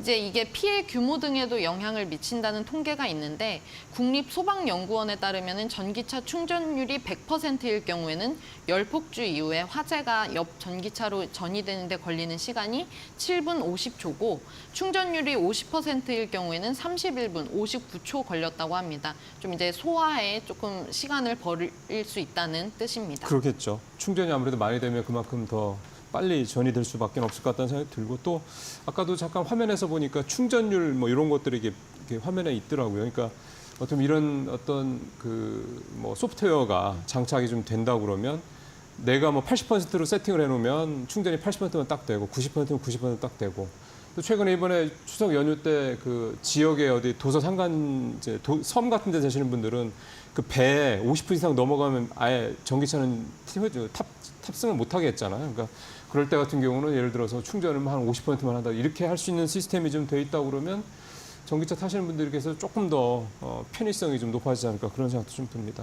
네, 오늘 전기차 배터리 진단 업체죠. 민테크 회사를 다녀온 심 기자와 함께 얘기 좀 나눠봤습니다. 수고하셨습니다. 감사합니다.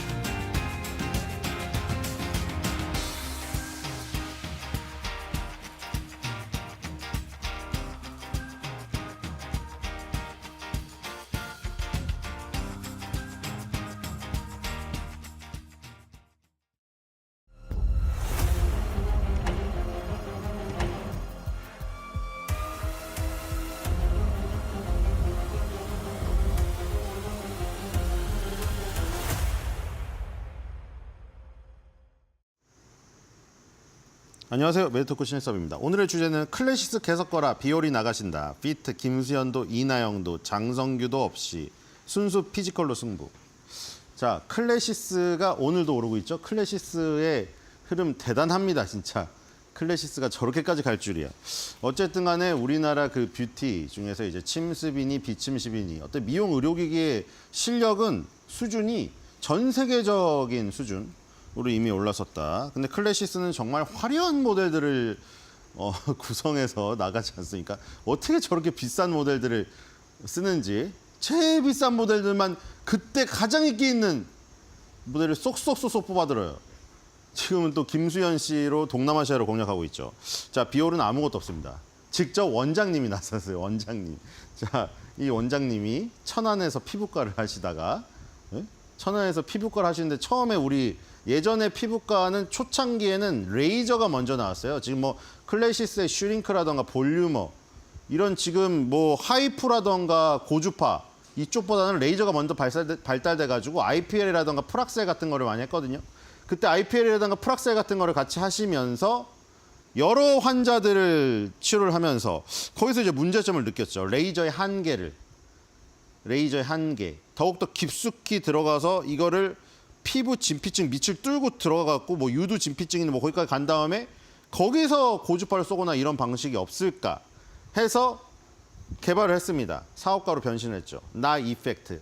나종주 원장님이기 때문에 나를 붙인 겁니다. 나 이펙트다.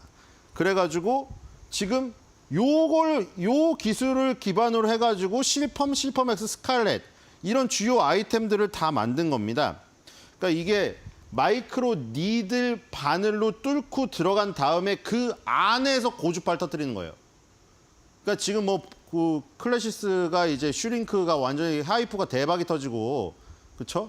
그 다음에 볼유머로 이제 고주파 쪽을 이제 또 하려고 김수현 씨를 모델로 태국, 동남아시아 이런 쪽 공략하고 있잖아요. 근데 그 고주파가 밖에서 쏘면 어쨌든 병변이 넓어질 수밖에 없기 때문에 상처가 생길 수밖에 없어요. 그거를 최소화하기 위해서 안에서 터트린다 이거죠. 안에서. 그래서 이제 마이크로 니들로 뚫고 들어가가지고 바늘 끝에서 발사를 하면 피부에 물방울 모양이 나타나면서 그 열점에서 터트려서 피부를 일부러 상하게 만든 다음에 피부의 재생 능력으로 회복시키는 그겁니다. 그러니까 고주파인데 마이크로 니들도 뚫고 들어가서 안에서 쏘는 고주파라는 게 틀린 거죠. 그게 나 이펙트고 논문을 냈고 특허를 받았습니다. 그래서 지금 이 미국에서 세렌디아라는 회사가 큐테라, 사이노슈어, 엔디메드, 카르테사, 에스테틱, 바이오메디칼, 루트로닉, 이루다, 제이시스 메디칼, CMB까지 여기 이름 들으면 알만한 기업 다 있지 않습니까 지금? 여기 9개 업체를 대상으로 소송을 걸었는데 이게 바로 침습 RF. 그러니까 말 그대로 RF가 우리 보통 지금 다 비침습 기기입니다. 슈링크나 볼유머나 비침습 아니면 최소 침습이에요. 찌르고 들어가는 거는 보톡스 필러. 보톡스 필러를 최소 침습이라고 해요. 완전 뚫고 들어가지 않고 최소 침습인데 우리가 보통 비침습 기기라고 했는데 이 비침습이 아니라 얘는 침습 RF예요. 비침습 RF가 아니라 뚫고 들어가니까 침습 RF라고요. 그 특허를 기반으로 소송을 냈습니다. 물론 6개의 특허가 있었는데 9개 업체한테 소송을 걸어가지고 소송이 진행 중인데 ITC 우리 뭐 메디톡스나 저기 대웅작의 나보타 메디톡스 싸우면서 항상 나오잖아요. 국제제소위원회 ITC 소송 최종 판결은 올해 11월에 나옵니다. 근데 대웅제약 그리고 에볼루스 엘러간 메디톡스 얘네들도 지금 합의를 했죠. 물론 그건 소송 결과가 나오고 합의를 했지만 지금 요 물밑 합의가 이루어져가지고 지금 7개사가 합의를 했습니다. 합의를 해가지고 지금 받은 돈이 100억 원 정도다. 근데 왜 이 지금 비올이랑 연관이 있느냐? 바로 비올이 세렌디아의 미국 유통 담당사이자 라종주 고문이 비올의 자문 이혼이고 이 라종주 고문이 세운 이 미국의 회사가 바로 세렌디아예요. 그러니까 결국 세렌디아는 이꼬르 비올인 거예요. 그렇기 때문에 굉장히 큰 이득을 보고 있다. 나 이펙트 이거에 대한 대가를 천안에서 피부과 할 때부터 연구한 이 대가를 가져가야 될 거 아닙니까? 그러니까 이게 굉장히 어려운 기술인가 봐요. 저 많은 기업들이 연관이 되어 있다는 거. 나 이펙트를 노렸다는 거. 그래서 돈을 많이 받은 상태고요. 합의를 많이 이끌어냈습니다. 또 합의가 11월 전에 나올 가능성이 있어요. 뒤로 가보겠습니다. 그래서 나 이펙트 바로 이겁니다. 물방울 모양의 열 응급점으로 치료 영역이 넓으면서 피부 표면을 안전하게 해준다. 그러니까 피부 표면에서 고주파 쏘는 게 아니라 이 안에 들어가서 물방울 모양의 응고점을 형성시키는 거예요. 그게 기술이죠. 거기에 필요한 기술이 뭡니까? 뒤로 가겠습니다. 마이크로 니들, 아주 얇은 미세 바늘이 필요한 것이죠. 자, 여기 보면 이제 바깥에서 하는 게 아니라 마이크로 니들을 뚫고 들어간 다음에 여기서 이 안에서 쏘는 겁니다.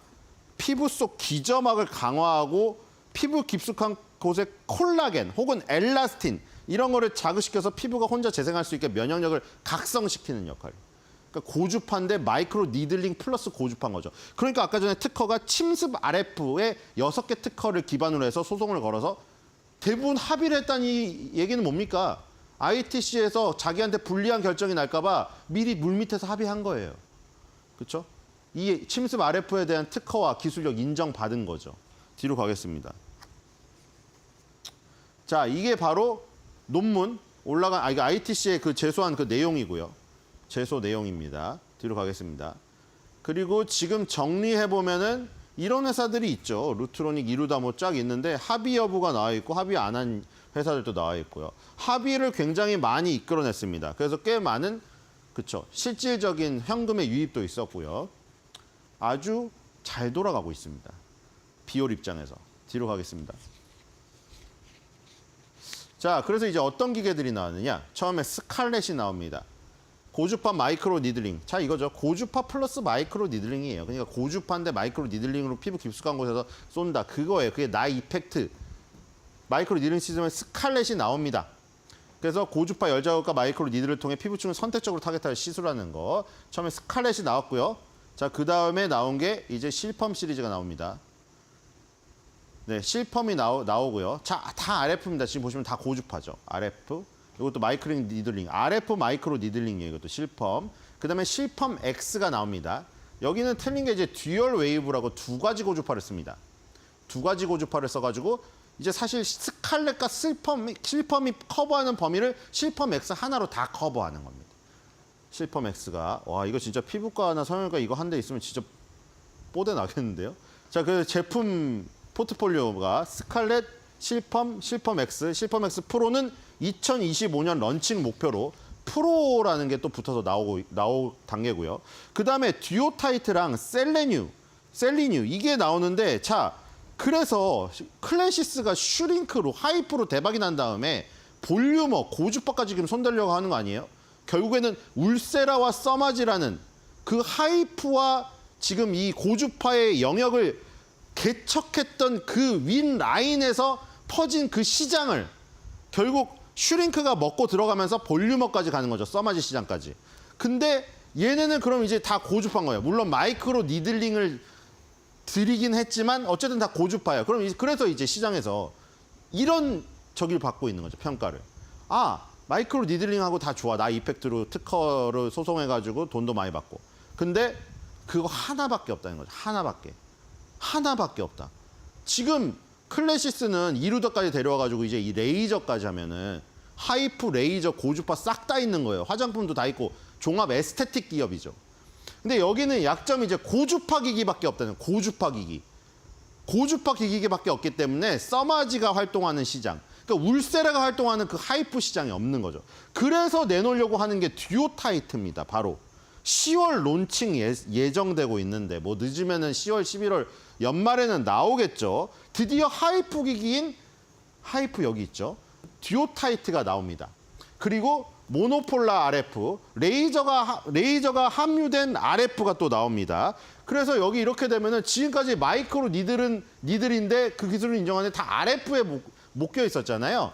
하이프, 모노폴라 RF로 포트폴리오가 다변화되게 됩니다. 그럼 시장에서 야 비올은 RF밖에 없잖아. 이거에 대한 인식이 이제 바뀔 가능성이 있겠죠. 이렇게 되면 물론 이게 성공적으로 런칭해야겠지만 지금 비올이 다져놓은 이 시장의 인지도를 활용해서 잘 넓혀가면은 이제 포트폴리오에 대한 얘기는 안 나올 가능성이 크다. 포트폴리오 물론 거꾸로 갔죠. 슈링크는 하이프에서 RF로 간 거고 얘는 RF에서 하이프로 갑니다. 그러니까 비올이 하이프 클래시스 개석 거라 이런 얘기를 하는 거예요. 뒤로 가겠습니다.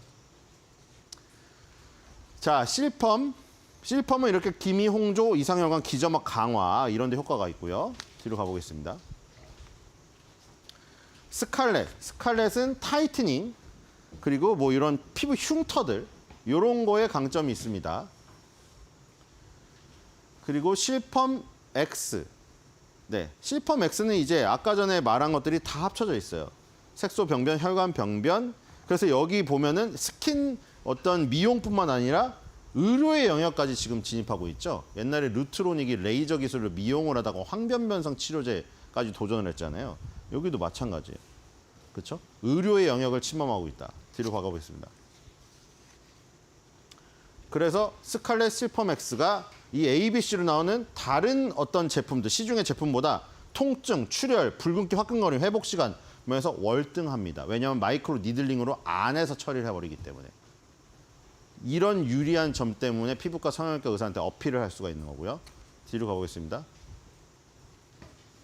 네, 이게 소모품 팁입니다. 자, 클래시스도 그렇고 지금 앞서서 시장 개척한 울세라 써마지도 마찬가지입니다. 이런 팁들, 이게 엄청나게 마진이 남거든요. 그리고 이게 시술을 계속 많이 하다 보면 갈아 껴야 됩니다. 이 소모품의 매출 비중이 높아지는 거는 기기를 많이 팔면 됩니다. 기기를 많이 팔면 많이 팔수록 이제 기기를 갖고 있는 피부과 성형외과 의사들이 꾸준히 소모품 팁을 주문하게 되겠죠. 이 지금 요 RF 마이크로 니들링 RF 비올도 요 단계에 진입을 했다 이미. 그렇죠? 팁을 바꿔야 됩니다. 이거 남이 맞은 거를 누가 맞겠어요? 자, 신제품 개발 아까 나왔죠.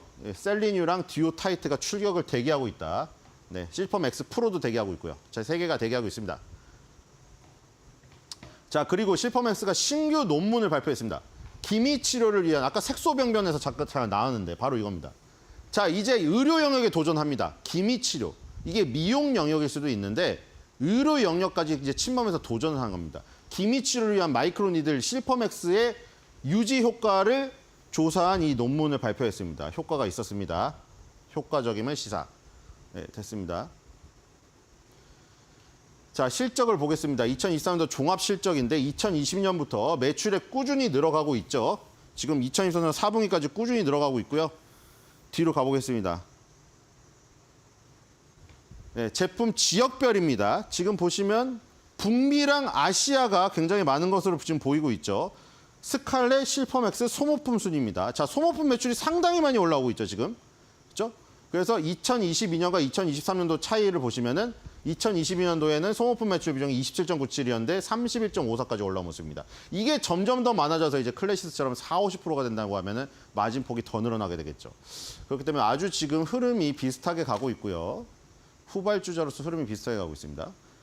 자, 신규 시장 진출했습니다. 콜롬비아 그리고 브라질, 중국 갔습니다. 아까 북미랑 아시아의 장점이 있었는데 새로운 남미와 중국을 뚫기 시작했죠. 점점 지역별도 넓어집니다. 포트폴리오도 확대, 지역별도 넓어지고. 뒤로 가겠습니다. 자, 아까 타이틀 피트에서 말했죠. 김수현도 없고요. 뒤로 가겠습니다. 슈링크가 뜨게 된 결정적인 역할. 장성규 얼굴이 변했다는 거죠. 슈링크 맞고. 이게 없어요. 자, 없이 그냥 합니다. 비올 관계자가 이렇게 말했어요. 어차피 지금 다 지금 피 터지는 시장이어서 우리가 광고 모델 비싸게 써봤자 시장 점유율 넓힐 수가 없답니다. 자, 그래서 오늘 한 줄 매도평입니다. 비 올 때도 안 비 올 때도 비올로 피부 고민 다 비올.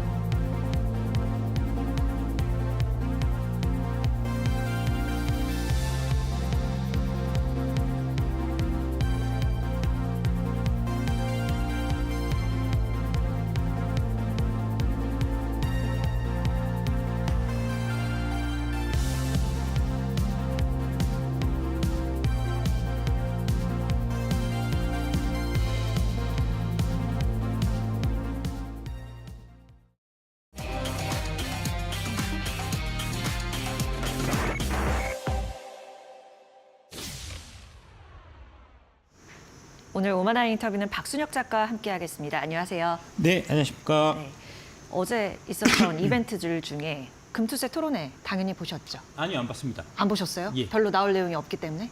뭐 기대가 없기 때문에?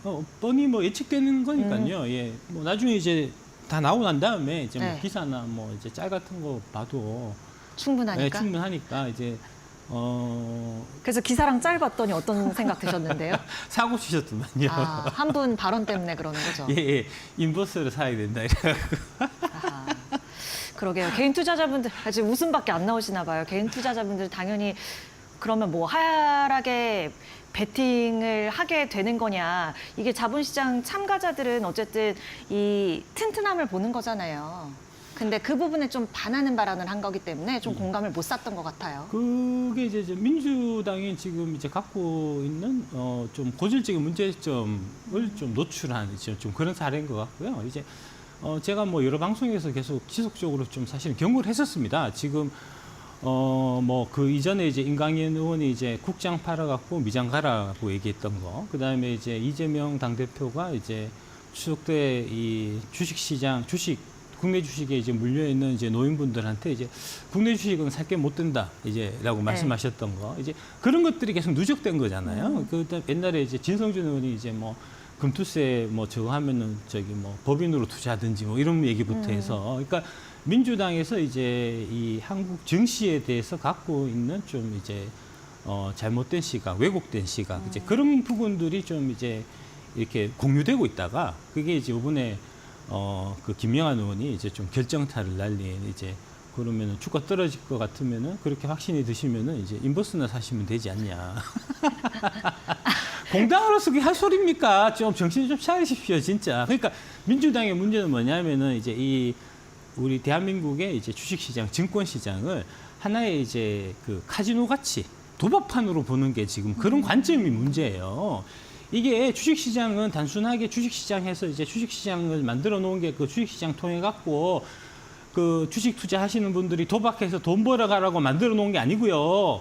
그 뒤에 대한민국의 기업이 있단 말입니다. 대한민국의 산업이 있단 말입니다. 네. 그러니까 이제 대한민국의 기업들이 이제 증시라는 그 제도를 통해 갖고 양질의 이제 자본을, 장기 투자 자본을 조달을 받아서, 그래서 이제 그 나라 경제가 같이 발전하고, 그러면서 그 과실을 이제 이 선량한 개인 투자자들이 이제 나눠 가지는 이제 그런 구조인데, 그런 이제 이 증시에 대한 철학이 지금 부재하기 때문에 그런 이제 엄청난 사건 사고들이 끊이어서 이제 연이어서 계속 좀 터지는 이제 뭐 그런 걸로 좀 봐야 되지 않겠나 싶고요. 지금 민주당 다시 좀 뭐랄까 다들 모이셔갖고 한국 증시의 중요성, 이제 한국 증시를 왜 발전시켜야 되느냐, 이런 부분을 이제 저를 초빙을 해서 강의를 받으시는 게 좋지 않겠나. 제가 이제 무료로 해드릴 수 있습니다. 무료로 대승적인 결단을 예, 대승적인 내리시겠다고. 결단으로. 네. 예, 좀 그런 말씀 드리고 싶고요. 알겠습니다. 그래서 이제 결론적으로는 이제 그 실현하신 게 참 잘 됐다 싶은 게, 이게 이제 결국 토론이라는 거는 이제 뭐 쌍방간에서 얘기해갖고 결론 나는 부분은 아니고, 이제 그 토론을 시청하시는 이제 국민분들이 이제 어떤 식으로 이제 누구의 의견이 좀 이 타당하냐, 이제 논리적으로 타당하고 좀 이제 설득력이 있냐 하는 부분을 이제 보시고 판단하고 평가해서 판단하고 하는 부분이 사실은 이제 토론의 목적이기 때문에, 그런 이제 목적적 차원에서 보면은 그 저기 인버스나 해라 하는 이제 그 유해팀의 이제 그런 논리나 설득력이나 이런 부분들이 이제 유해팀에 비해 갖고 이제 극렬하게 좀 이제 처참했기 때문에, 예, 아마 유해 쪽으로 최종 결론이 나지 않겠나 싶고요. 다만 이제 지금 문제가 오늘도 이제 기사 나온 걸 제가 봤는데, 이제 지난 8월달 들어갔고 지금 IPO 시장이 이제 극도로 축소되고 있고, 그다음에 채권 시장도 이제 극도로 지금 얼어붙고 있는 지금 상황이어서, 네. 약간 말씀드렸던 증시가 이제 자금 조달하는 창구다. 이제 그런 부분에서 지금 안 좋은 악영향을 지금 계속해서 좀 미치고 있기 때문에, 좀 결단할 거면 조금 좀 시기를 좀 서두르시는 편이 이제 추후에 뭐 여러 가지 문제점 생기고 하는 부분까지 같이 생각을 해서 좀 좋지 않겠나 싶습니다. 이건 미룰 이유가 사실 없는 것 같아요. 오늘 이제 정성호 의원께서 이제 이걸 빨리 이 토론 뭐 이런 얘기를 할 게 아니고 이제 지도부에서 좀 이제 결단을 해야 되는 사항이 아닌가 하는 말씀하셨는데, 제가 봐서는 그 말씀이 좀 100번 옳은 것 같고요. 이제 이재명 당대표께서 결단을 내려갖고 이제 중지를 빠른 시일 내에 좀 결정을 내려주시는 게 좋지 않겠나 싶습니다. 예. 그러게요. 제가 뭐 작가님이랑 금투세 얘기 여러 번 했지만 그때마다 얘기 드렸던 게 증시 시장은 불확실성 가장 싫어하는데 너무 불확실성으로 좀 질질 끌어지고 있다라는 생각은 듭니다. 뭐 지금 대표적인 친명 주자인 정성호 의원이 그렇게 발언할 정도니까 뭐 지도부에서 좀 결단을 내리든 좀 빨리 이제 가닥을 잡고 됐으면 좋겠다라는 생각이 드네요. 그래서 네. 지금 뭐 최종적으로 이제 민주당 측에서 발표는 없지만 지금 이제 돌아가는 분위기는 이제 유예 쪽으로 좀 예. 가닥을 잡는 것 같은 게 이게 저번에도 말씀드렸지만 이제 증권 시장에는 이제 전형적인 빼딱꼼뿔리가 이제 작용하는 시장이어서 최근에 보시면은 이제 코스피 대비해서 코스닥의 이 상승률이 월등하게 좀 좋은 그런 현상들이 나타나고 있거든요. 네. 이제 그런 것만 보더라도 지금 이제 증시에서는 금투세가 유예되는 걸로 지금 이제 가닥을 잡은 것 같고 네. 이제 뭐 그게 이제 바로 금투세 빼딱꼼뿔리겠죠. 이제 그런 형태고 제가 이제 한 2주인가 하여튼 얼마 전에 그때 이제 금투세가 유예된다고 했을 때 뭘 봐야 되냐 하는 이제 말씀드렸는데 그때 이제 첫 번째 얘기가 바로 코스피보다는 이제 개인들이 선호하는 코스닥이 좀 유리할 거다는 말씀드렸고 그 현상이 지금 대략 한 일주일 정도 지금 나타나고 있는 네. 거고요. 최근에 보면은 이제 그 KB증권에서 이제 KB증권 투자전략팀에서 이제 금투세가 유예됐을 경우에 코스닥을 좀 더 이제 주목해야 되는 이유 해서 이제 리포트가 나온 게 있어요. 네. 거기서 이제 4가지 이유를 들고 있는데 이제 그 리포트가 되게 좀 잘 써진 리포트라서 이제 그런 것 좀 참고하시면은 투자에 도움 되지 않을까 싶습니다. 네, 알겠습니다. 저희 금투세 관련해서 얘기를 해봤고요. 박 작가님 정책위 의장으로 가라고 팬분이 남겨주시기도 예, 했는데 예. 뭐 여러 가지 우리 이제 다양한 의견들 주시고 있으니까 잘 참고해 보시면 좋을 것 같고 자 그러면 오늘 분위기 전환을 해보겠습니다. 오늘 대주제 전기차입니다. 예. 주제 소개해 주시고 말씀 좀 주세요. 예, 8월 전 세계 전기차 판매 대수로 알 수 있는 것 이렇게 이제 제목을 제가 잡았고요. 한번 넘겨주시면 이제 이게 이제 사랑하면 알게 되고 알면 보이나니 그때 보이는 것은 전과 같지 않으리라. 해서 이제 나의 문화유산 답사기라고 이제 유홍준 옛날에 저기 어디시죠? 하여튼 이제 그 쓰신 공직 한 자리 하셨는데 아마 문화재청장 하셨던 네. 그분이 이제 제가 대학 다닐 때 이제 저 책이 되게 유행이었어요. 네. 나의 문화유산 답사기. 그때 이제 소개돼서 되게 유명해진 이제 얘기고요. 그러니까 네. 다음 장 한번 보여주시면 이게 이제 요 한 표입니다. 이제 8월달에 신규 등록된 전기차 이제 대수가 지금 나오고 있는데 네, 이제 그러니까요. 요 한 표를 갖고 네. 알 수 있는 것들이 우리가 생각해 볼 수 있는 것들이 되게 다양하다. 당신이 이제 이 2차 전지 관련해서 공부가 충분히 돼 있으면 단순하게 이 표 하나를 갖고 여러 가지 부분들을 생각해 볼 수 있다 하는 이제 그런 얘기고요. 네. 보시면은 이제 일단은 미국이 지금 15만 1,333대에서 22% 증가. 그 다음에 이제 유럽 10이 14만 8,730대에서 마이너스 35%. 네. 그 다음에 위에 맨 위에 이제 차이나가 있고요. 차이나가 이제 106만 대, 네. 이제 43%. 그 다음에 한국이 15,000대에서 30% 증가한 이제 이런 형태로 나온다는 거죠. 8월에 그랬군요. 예, 8월에 요걸 보고 뭘 생각할 수 있냐 이제 네. 하는 거죠. 다음 장 한번 보여주시면 요거 제가 좀 정리를 해왔습니다. 이제 8월 전기차 신규 등록 대수를 좀 요약해서 보면은 첫 번째로 중국의 빠른 성장세가 계속 이제 나타나고 있습니다. 8월 달에 43% 증가했고 연간으로는 지금 34% 증가한 상태고요. 한국의 경우에는 8월 달 들어갔고 급성장하는 일이 지금 발생하고 있습니다. 8월 달에 30% 증가했고 연간으로는 15%. 그다음에 세 번째로는 이제 유럽은 역성장하는 지금 모습이 아주 두드러지게 나타나고 네. 있는데 8월 달에 마이너스 35%, 연간으로는 마이너스 5%. 특히 이게 독일이 지금 이제 가장 이 유럽 역성장에 큰 역할을 하고 있거든요. 대략 독일이 유럽 전기차 시장에서 자동차 시장에서 제일 큰 시장이니까 이제 저 영향이 유럽 전체에 영향을 미친다라고 네. 보시면 될 것 같고요. 유럽은 8월 달에 무려 마이너스 60%입니다. 그러면서 이제 연간으로는 마이너스 22%. 그다음에 네 번째로 미국이 지금 성장세를 회복하고 있다. 8월 달에 22% 증가했고 연간으로는 10% 증가했고요. 그다음에 여기서 눈여겨 또 하나 보실 부분이 월간 전기차 신규 등록 대수가 미국이 유럽을 첫 출한 달이 바로 지난 8월 달이었습니다. 아, 예, 예. 15만 1,333대를 미국에서 팔았고 유럽이 이제 14만 8,730대 이렇게 된 거고요. 좀 원래 이제 그 전기차를 포함해서 전체 이제 자동차 시장 규모로 보면은 대수로 보면은 제일 큰 게 중국 시장이고요. 그 다음에 미국, 유럽 이런 순입니다. 이제 그렇게 보시면 될 것 같고. 네, 이제 다음. 하나씩 예, 짚어주실 하나씩 것 이제 같아요. 중국, 한국, 번역별로. 유럽, 미국 이렇게 차차 보겠습니다. 네.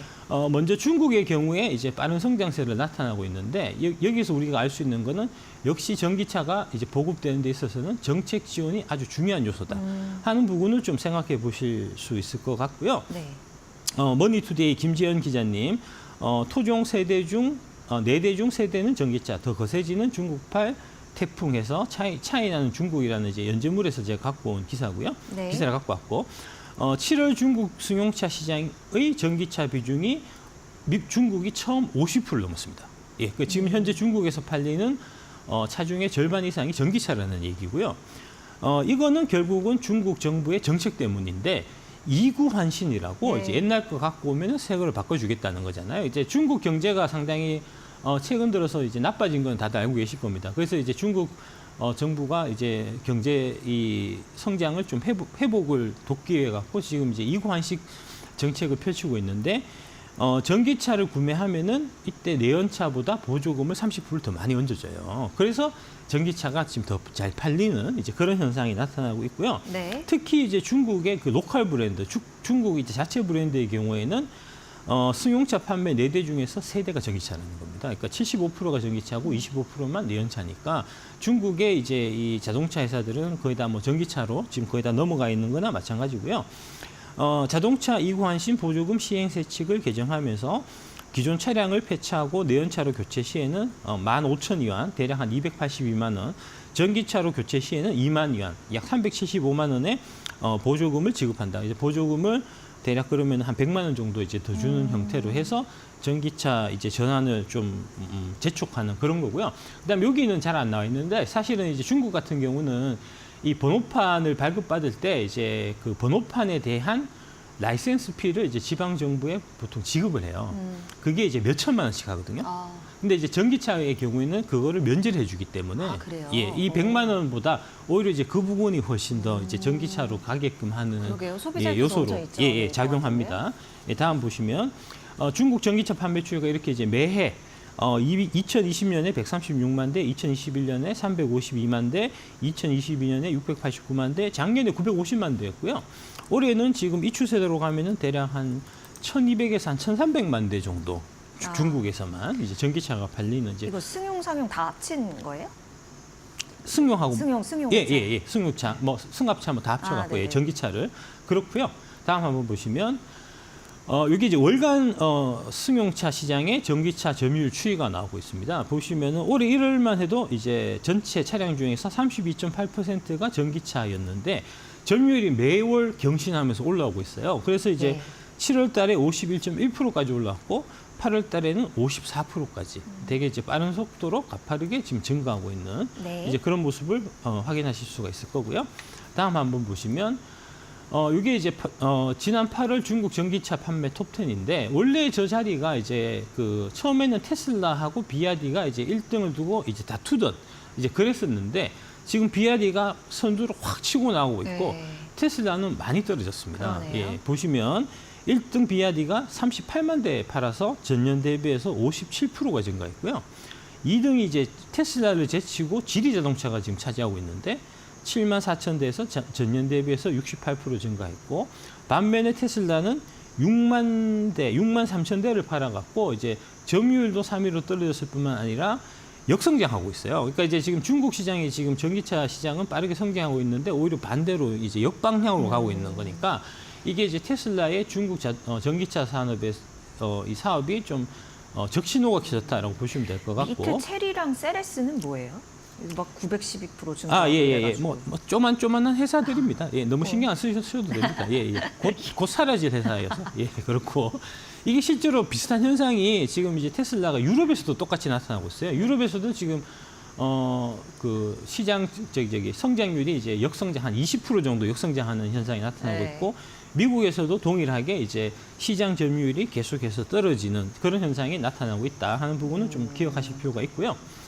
다음 한국으로 넘어가겠습니다. 네. 한국의 경우에 8월 달에 지금 이제 급성장하는 현상이 나타나고 있는데, 예, 요거는 이제 신차 경쟁력이 주요했다라고 좀 보입니다. 그러니까 네. 8월 달이 다시 한번 다시 한번 이제 되돌아보시면 지난 8월 달에 무슨 일이 있었냐면은 이제 청라에 벤츠 전기차 화재 사고가 있었잖아요. 그래서 이제 와, 전기차 포비아. 전기차 이거 팔리겠냐? 이제 뭐 그 지하주차장에 전기차 못 넣게 해야지. 뭐 이런 얘기 막 하면서 이제 그때 저한테 물어보셨거든요. 네. 전기차 잘 안 팔리지 않을까 이렇게 물어보셨거든요. 그래서 제가 뭐라고 말씀드렸냐면 그거는 내연기관차 타고 있는 사람들은 불안해하지만 전기차를 타든지 전기차에 관심 있는 사람들은 그렇지 않다. 이렇게 엄연하게 구분이 되기 때문에 상관없을 거다고. 사랑해서 알면 잘 살 그렇습니다. 거다 이렇게 예, 말씀하시는 예. 거죠. 실제 그 현상이 나타났어요. 그래서 이제 8월 달에 오히려 한국의 전기차 시장이 30% 급성장하는 일이 나타났고요. 네. 그거는 결정적으로 저 EV3라는 모델, 예, 저 차의 신차 경쟁력이 이제 차량도 좋고 품질도 좋고 가격도 저렴하고 네. 한 이제 그 부분이 가장 큰 영향을 미친 걸로 지금 파악되고 있습니다. 좋차고요, EV3. 그래서 이제 최근에 소형 SUV 같은 경우에 세 대 중에 한 대는 지금 전기차로 팔리고 있다는 네. 거고요. 거기는 이제 EV3하고 현대의 이제 캐스퍼 일렉트릭, 이제 이 두 차종이 이제 영향을 미치고 있는 거고요. 다음 장 보시면 8월 국내 시장에서 팔린 소형 SUV가 모두 1만 6천 대인데 그중에서 전기차가 35.6%에 해당하는 5,808대였고요. 지난해 같은 달에 이제 전기차 비중이 9%에 불과했던 거에 비하면은 4배가 증가한 거죠. 이 차이는 탈만한 신차가 새로 등장했다. 이제 그렇게 보시면 될 것 같고요. 이 8월 한 달간 가장 많이 팔린 전기차 1, 2위를 EV3와 캐스퍼 일렉트릭이 차지했다는 이제 그런 얘기고. 예. 다음 장 한번 보시면 요게 이제 그 캐스퍼 일렉트릭입니다. 이제 조차는 한 1,300대 뭐 이렇게 지금 팔린 걸로 이제 집계가 나오고 있고요. 밑에 보시면 자동차 업계 관계자가 전기차 수요 둔화에도 국내 자동차 시장에서는 보급형 전기차에 대한 반응이 뜨겁다라며 이제 이런 추세가 계속될 걸로 지금 얘기가 되고 있고 내년에 기아에서 이제 EV4, EV5가 연달아 나오는데 그 차들이 다 이제 아까 EV3급의 이제 좀 이 보급형 차들이거든요. 예. 이제 이런 부분들이 이제 나오면서 차차 캐즘이 극복되지 않겠나 이제 그렇게 보이시고요. 다음 네. 장 한번 보여주시면 결국은 이 올해 상반기에 이제 전기차 쪽에서는 캐즘 얘기가 많이 있었는데 결국 캐즘 돌파하는 거는 경쟁력 있는 신차가 캐즘 돌파의 핵심 요소다 하는 얘기고요. 저 유튜브는 이제 오토기어라고 이게 전기차나 배터리 관련돼서는 이제 아주 좋은 정보를 많이 이제 소개해 주시는 유튜브인데 네. 저게 이제 2023년 12월 그러니까 작년 12월이죠. 작년 12월에 올라온 이제 이 내용이 뭐가 있냐면 과도기 자동차에 큰돈 쓰지 말고 딱 2년만 눈 감고 버티자. 무슨 얘기냐 하면 25년 이후부터 경쟁력 있는 신차가 쏟아진다는 얘기예요. 그 핵심 내용을 제가 갖고 왔는데 그때 이제 있는 핵심 내용이 뭐냐면은 첫 번째로 배터리 가격이 빠르게 지금 내려가고 있다. 실제로 이제 지금 리튬 가격이 작년 가을부터 떨어지기 시작해서 그게 이제 배터리 가격까지 떨어뜨리면서 그게 이 EV3가 이제 경쟁력 있는 신차가 나오게 만드는 이제 그런 하나 요인이 되고 네. 그다음에 두 번째는 이제 이 자동차에 같은 경우에 다양한 부품들을 많이 쓰는데 그 부품들을 이제 모아가지고 통합하고 뭐 이런 형태로 하면 그러면은 가격이 떨어져요. 이게 이제 대표적으로 이제 옛날에 그 현대하고 기아하고는 이제 다른 회사였는데 현대차가 기아를 인수하면서 현대차 이제 그랜저가 기아에서는 K7이거든요. 바디는 똑같고 부품은 다 공유하고 껍데기만 다른 거예요. 그런 형태로 이제 그 하나의 바디를 통해 갖고 다양한 모델을 차량을 만들게 되면은 이게 이제 이 원가가 절감이 되기 때문에 이제 네. 경쟁력이 높아지고 이제 영업이익률이 향상되는 그런 이제 현상이 있는데 그거가 좀 확대돼서 다음 장 한번 보여주시면 네. 최근에 GM이 현대차에 손을 내민 게 바로 이런 맥락이라는 거죠. 그래서 이제 GM 같은 경우도 그렇고 뭐 포드도 마찬가지고 이제 지금 GM 경우에 이제 전기차 쪽에 전력 투구를 하고 있지만 계속해서 적자가 누적되고 있다 보니까 이 문제를 해결하기 위해서 현대차랑 손을 잡고 예, 예. 부품 공용화나 이런 걸 통해서 좀 원가를 낮추자 하는 이제 그런 얘기를 하기 위해서 GM 쪽에서 먼저 이제 현대차를 찾아왔다는 거고요. 네. 예, 다음 장 한번 보시면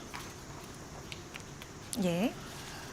이게 이제 전기차 전환 분기점으로 기록된 2020년에서 저해가 무슨 해냐 하면 테슬라 주가가 2019년부터 2021년까지 총 35배 올랐는데 특히 2020년에 집중적으로 올랐어요. 그래서 그때 어떤 일이 생겼냐면 요런 일이 생겼습니다. 다음 장. 기존 자동차 메이커들의 이제 이 시총을 다 합쳐도 테슬라 하나만큼의 시총이 안 됐어요. 그러다 보니까 이제 기존 자동차 메이커들 입장에서 CEO들이 우리도 빨리 전기차를 해야 되겠구나. 그 이전에는 이제 뭐 현대차나 뭐 이런 이제 기존 자동차 메이커들이 전기차를 갈까 말까 이거 승산이 있을까 없을까 이런 걸 가지고 이제 계속해서 좀 망설였는데 네. 이거 안 되겠다. 이 테슬라가 이렇게 주가가 날아가는 거 보니까 우리가 이제 전기차로 안 가게 되면은 우리 주가를 방어를 못 하게 되겠다 해서 이때부터 본격적으로 이제 전기차 시장에 뛰어들게 된 거고요. 보통 이렇게 뛰어들었을 때 한 4년에서 5년 정도 걸려야 제대로 된 전기차가 나오거든요. 예. 그 해가 25년이라는 겁니다. 다음 장 한번 보시면 기존 전기차 메이커들이 시장에 출사표를 던진 게 GM이 21년 1월, 그 다음에 폭스바겐이 21년 7월, 그 다음에 이제 포드가 그 이후에 이제 그 직원 해고한 뭐 그런 얘기 나오고 있고요.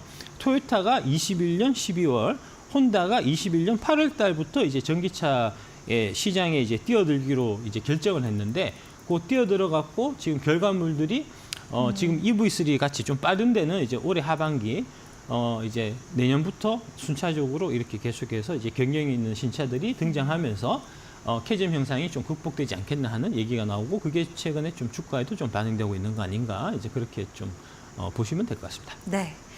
저희가 8월 전 세계 이 전기차 판매 추이로 좀 살펴봤는데요. 그 유럽에서 이 역성장이 두드러졌는데 그런 이유나 현상이 유지될지 그리고 미국에서의 이제 전기차 판매 추이 같은 이런 특이점들은 저희가 다음 시간에 박 작가님과 조금 더 상세히 얘기 나눠보도록 할게요. 오늘 박순혁 작가 함께했습니다. 고맙습니다. 네, 감사합니다.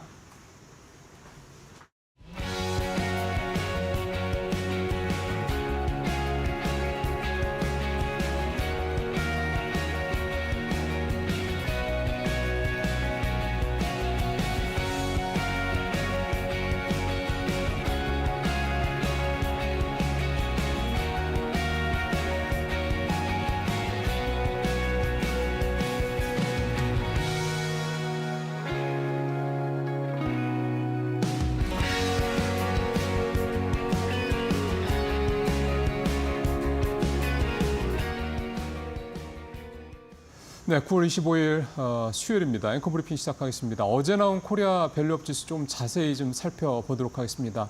역시 가장 관심 있어 하시는 부분들은 어느 종목이 들어가느냐 이걸 상세히 좀 보도록 하겠습니다.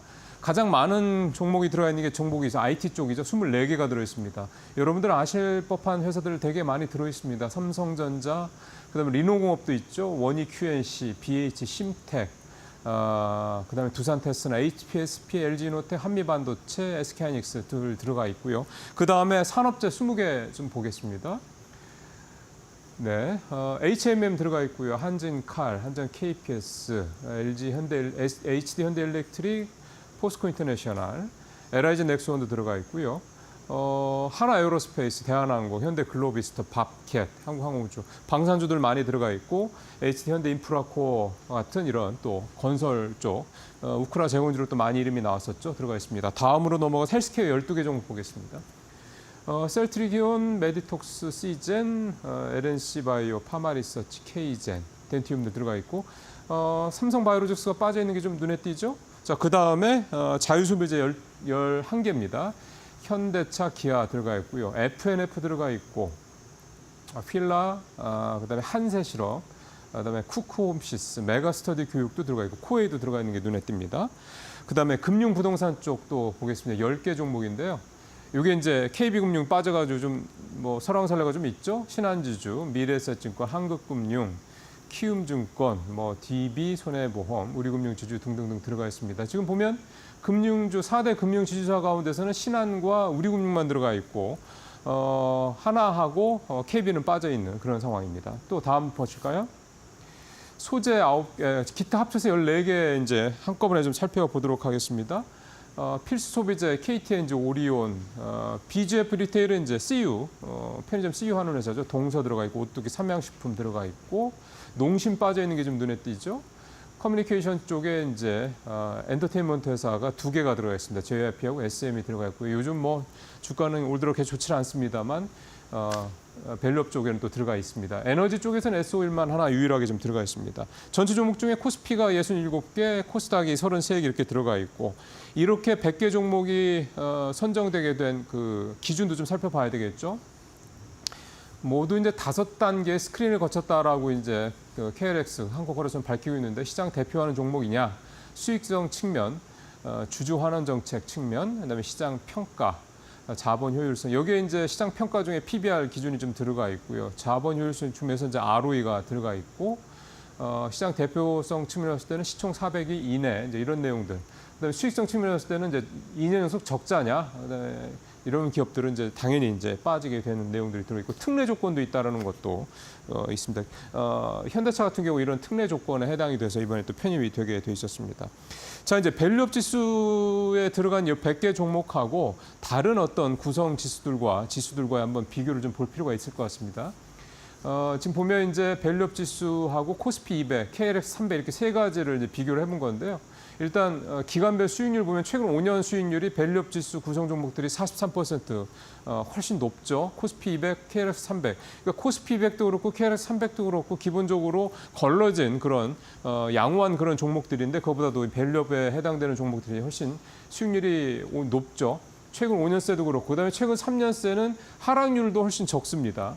그다음에 최근 1년세만 보더라도 12%로 코스피 200이나 KLX 300 비해서는 3배에 가까운 그런 수익률을 내고 있으니까 이 밸류업에 들어가 있는 종목들이 사실은 다 괜찮다 이렇게 이 수익률 비교만 놓고 봤을 때도 좀 말씀을 드릴 수가 있을 것 같고요.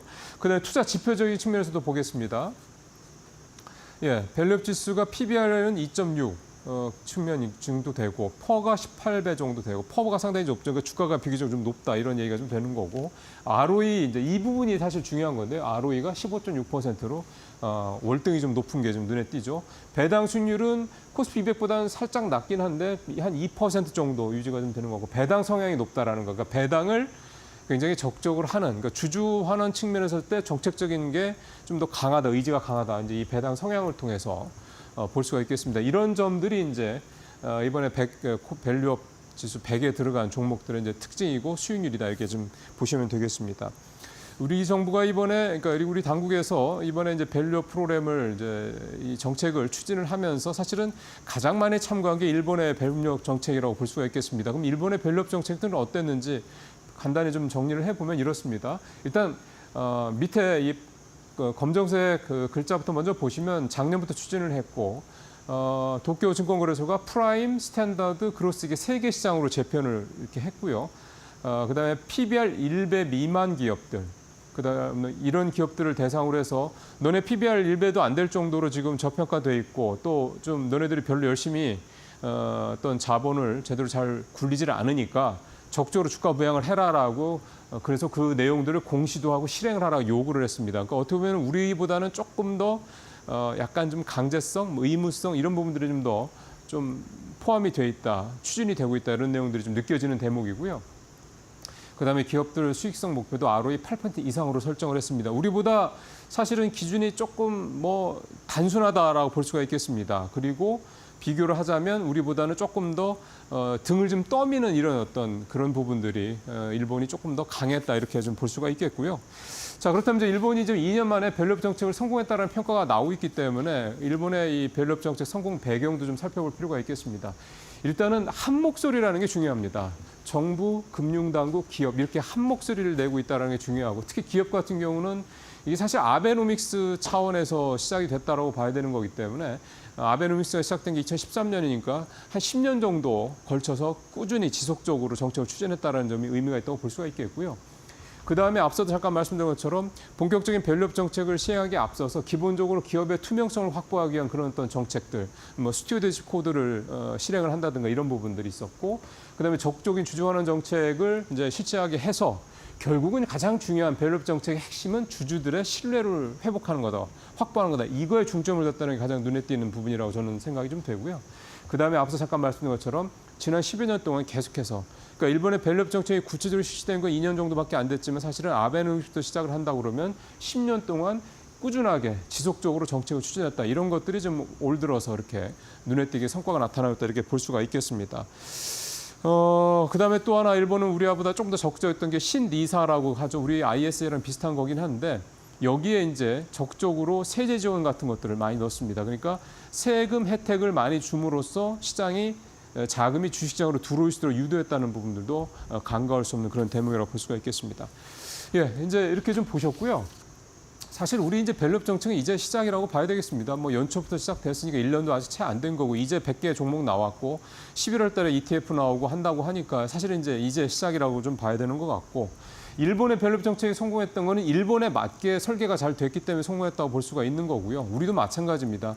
이번에 나온 밸류업 정책 또 앞으로 추진할 밸류업 정책들이 과연 우리 현재 주식시장 상황에 잘 맞게 설계가 된 거냐라는 부분 평가가 돼야 될 거고요. 만약에 그렇지 않다고 그러면 보완, 수정 작업들이 발빠르게 진행이 돼야 될 겁니다. 이 때문에 또 금투세 문제도 바로 이 어떤 밸류업 정책을 위해서라도 금투세 문제도 빠른 시간 내에 좀 투자자들한테 가장 좋은 방향으로 해결이 돼야 될 거는 것도 역시 불문가제라고 볼 수가 있겠습니다. 앵커 브리핑 마치겠습니다. 임종웅 앵커께서 이 브리핑 살펴주신 내용 보니까 정부와 금융당국 그리고 기업까지 결국에는 원팁 파트너십이 그렇죠. 어느 때보다 필요한 때 같다는 생각도 듭니다. 아마 여러분께서도 공감하실 것 같은데요. 자, 오늘 시장도 녹록지 않으실 수 있습니다. 그렇지만 저희 이데일리 TV 오후장에도 여러분을 위한 튼튼한 전략 준비했으니까요. 끝까지 함께해 주시길 바랍니다. 저희는 내일 이 시간에 인사드릴게요. 함께해 주신 여러분 고맙습니다. 고맙습니다.